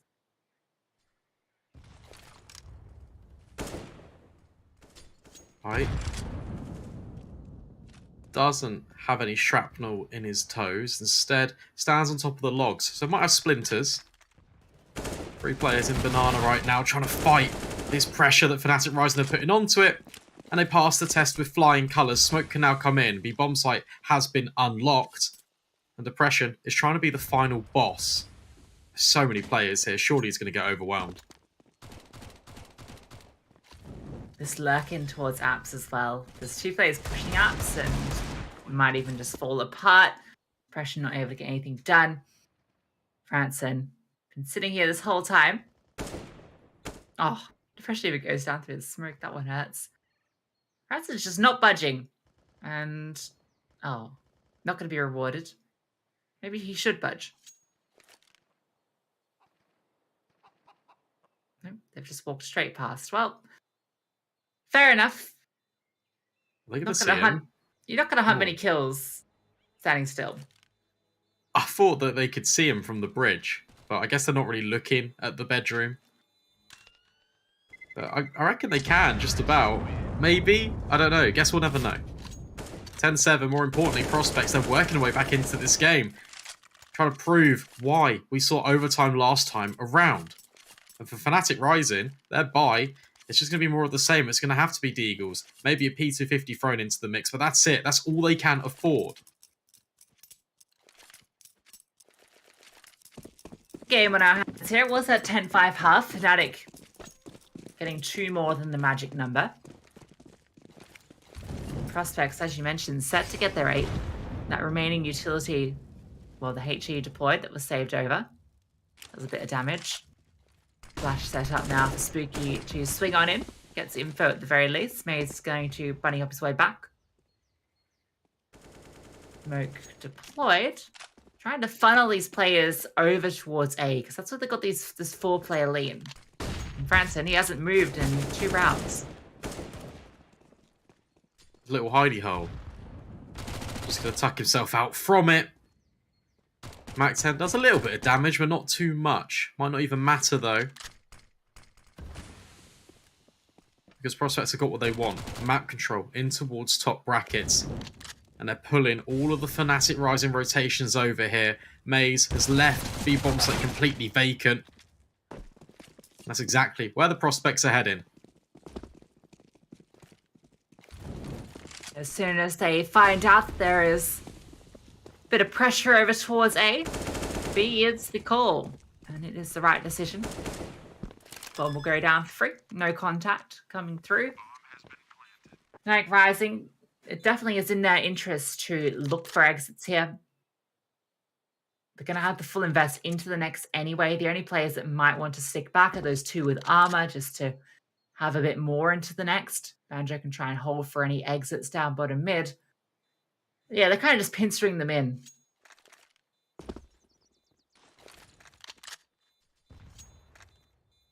Oh. Are we going to get any of them? Coming around the corner, Maze. Leg spotted, potentially, no. Peps or Maze, they will find the kills. Trying to recover the AK now, and they will pick one up. Oh, Maze even gets the kill. The Mac 10, the bomb explodes. Peps will now pick up a rifle as well. So it's a Mac 10 and an AK that's now been saved over. Not bad, good damage done. That's a really great round for Fnatic Rising in the end. Obviously, they don't get the number on the scoreboard, but in terms of outcomes, it's as good as you can hope. Completely removing all the Prospects players courtesy of the nice shots as well as the bomb. Keeping the economy at that lower portion around that $2,000 mark. And so the Fnatic Rising get a couple that will reset Prospects pretty quickly. Fnatic Rising taking banana control. We often see Volt doing this. They love to battle it a lot more than what we saw out of Prospects at the very least. Yeah, they do this a lot. They set Volt up, and then they leave him on his own. And they've reinforced this A-bomb site with 4 players, and that's exactly where Prospects are heading into, because they feel the pressure of that banana nade stack. Depression, about to be first tested here. Smoke comes down, can let him spray through it. No tracers on that silenced M4. And our Prospects have got nowhere to go. So instead, they're going to try and retake banana. That has been given up. And at the same time, look at these rotations on the CT. It's perfect. Yeah, will they stick to it though? Volt looking for info. Spooky sitting on the other side of this, and Sentry is going to be spotted. He goes down. Volt even going through to collect the AK. The flashbang is amazing. Volt can't quite double up, but he does find one. And that's enough. Hype has to collect that bomb. The smokes are here. Depression is even holding Alex. Ooh, they're going to pass each other, but Depression has the line, clears it out. Now these two remaining Ts, they have to commit to this bomb site. Rotations come through. Depression is here as well. This man is everywhere. You cannot avoid him. The spray does a lot of damage, doesn't find the kill, but Maze is tucked in. And you know what? He's going to find him. Nice double up from him to close out the round for fnatic. Nicely done. That round was perfectly played by the CTs. Taking Banana initially, then Volt completely gives it up. So when the prospects retake, they need to clear every single angle, which wastes more time. As soon as he hears the contact, as soon as he hears any sort of grenades, he can then call over to his team to rotate. And there were 3 players there to defend. And Volt doesn't even need them because he does so much work keeping prospects back towards that car position. 11-8, looking a lot more dominant from the CTs right now, but prospects have shown that they can do it. Although it might be a bit of a difficult task with the P250s. This is exactly why that round where they were able to hunt at the end, they were able to get those AKs and then the bomb blow up the last player, because now it's completely reset the economy. Prospects had kept it clean after they secured that round just 2 ago. They would have a full buy here. That is not the situation, not the world we live in. Maze, he's put on notice. Surprised he even gets away there. Very lucky, getting a little bit overeager pushing through that smoke. Think gonna send him back, and prospects are gearing up to throw some utility towards A and potentially set themselves up for maybe a split here. One player out through Apeks and the rest coming through Boiler. They're going to nade pit. They've got 3 nades lined up here. Oh, this bomb's going to get caught out, by the way. Look at this push coming through. Sorry to interrupt you, but there's the bomb. It's dropped. It doesn't matter at this point. They can take the site control. Depression even here. The bomb has been dropped. They have full control now. That play was all the way down bottom mid, and the push came through at the perfect time. It's rough, because that was actually a cool idea, and it worked. You could see it literally happening in that moment. But arguably the most important piece of the puzzle is that bomb. I need that one, prospects. Pepsor will find Bob XD.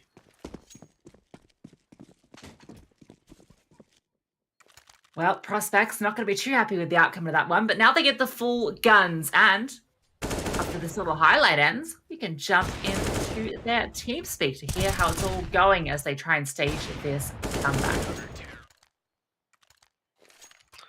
Jag kan spamma hus i början. Jag kommer smaka toppen. Ja, alltså. Jag har ingen flash utan mid, så ni vet. Nöjd. Hålla det close. Hålla djupt. Jag spänner flash. Eller, jag spänner boiler. En till boiler. Kapell backade. Boiler låg. Lägg upp nu, fanns boost. De borde inte veta om oss. Klas.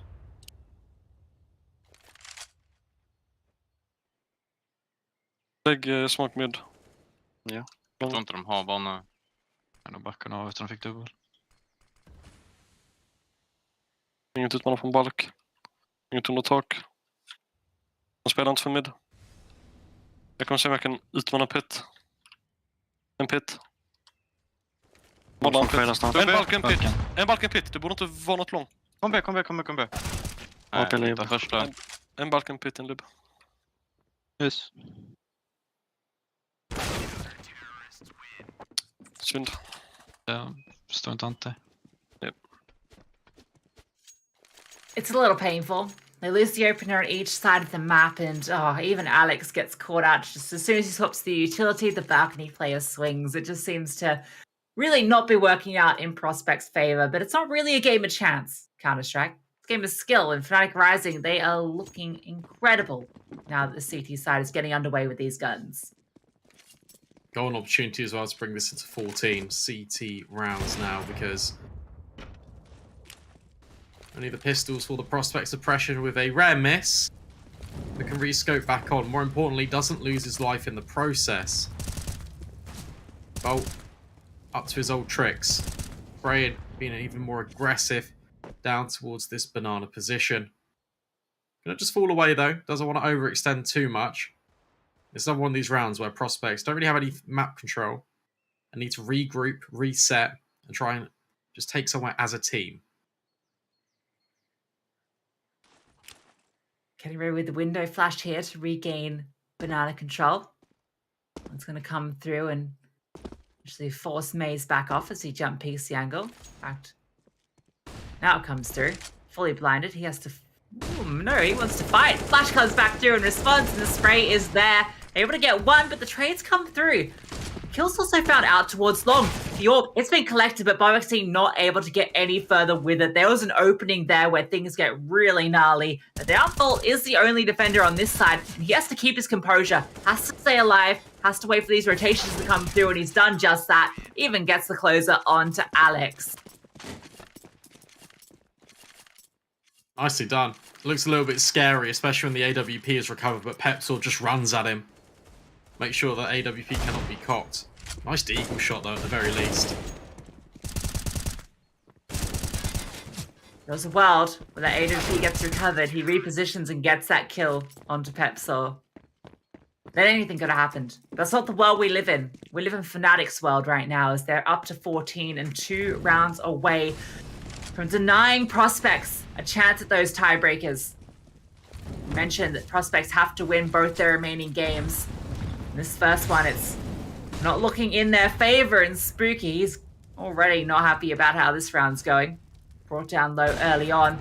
Oh, Maze, what a flick. Not normally the AWPer for this squad, but often picks up the secondary. Even going for the wallbang there doesn't quite connect, but puts them on notice. God, that was close. Pixels in it. Bomb's made its way over towards B. Volt going to be re-flashed in, and it's just picture perfect. Completely cleans them up. Prospects, no matter where they move, no matter where they go, they're being constantly overrun with this utility. And Maze can even find bob1, but the flick is just not great. But Volt will find him anyway. 3 kills in the round. King of Banana. That's it, Rising. 5 kills away from making this a 16-8 affair. Shout out to Maze. Not only does he get that amazing AWP opening kill, but that flash he set up, which is so perfect for Volt. Obviously, Volt delivers on the double. But team game. Maze has been really leading from the front in all regards. Kills, flashes, and I'm sure pep talks, as we know he's quite vocal on the microphone. We get to hear their comms. Now they're ready to do the killing blow, but bob1 gets the opener on towards Depression. Banjo is here to stop any further push out, but Prospects have at least found a way in to this round. Yeah, they have. First man advantage for them in what feels like a very long time. Banjo, Pepsor double short. Trying to hold back the Apps aggression. There's no one on B side. All of the CTs are here. This read is absolutely phenomenal. They have the perfect setup to deal with this. They still have to hit their shots. Swinging in, Pepsor catches them out of the air, even gets the third. Pepsor goes to town on Prospects. Alex does eventually find him, but Maze is there to close it out. Fnatic get to 16. It's a dominant affair in the rematch, and it's all Fnatic in the server. What a spray by Pepsor just to close things out as well. Absolutely unbelievable. When Prospects swapped over to this T side, they got a couple of rounds in a row, and I was starting to think, okay, it could be possible. But as soon as the guns come out, there was one-way traffic. Fnatic Rising completely overwhelmed. They continue their impressive run in the group stage, and that does mean that Prospects now, they've really lost their chance at making it into being in the top 4. And look, I mean, for Prospects, I think we saw some really great stuff out of them. You know, this is a roster that came together essentially for this. It was that core that came over to Little Mix, from Little Mix, the 3 players. To Alex, new IGL for this squad. Spooky, the only part of that roster from Season 4 that's here in Season 5. And honestly, considering all these players are only just kind of coming together as a unit with this new IGL, I think they've looked really impressive. They've had some great wins, some very close games, and honestly, if some of these games had just gone slightly different, a few rounds here or there, they would be at play-ins, and you know that's a really good story to be taken for them out of this Season 5. Yeah, for sure.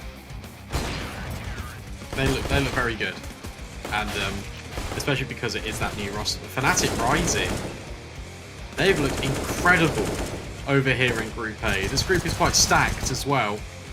The only team they've really struggled with has been Astralis Talent. But apart from that, they've just overwhelmed nearly every single team they've come up against.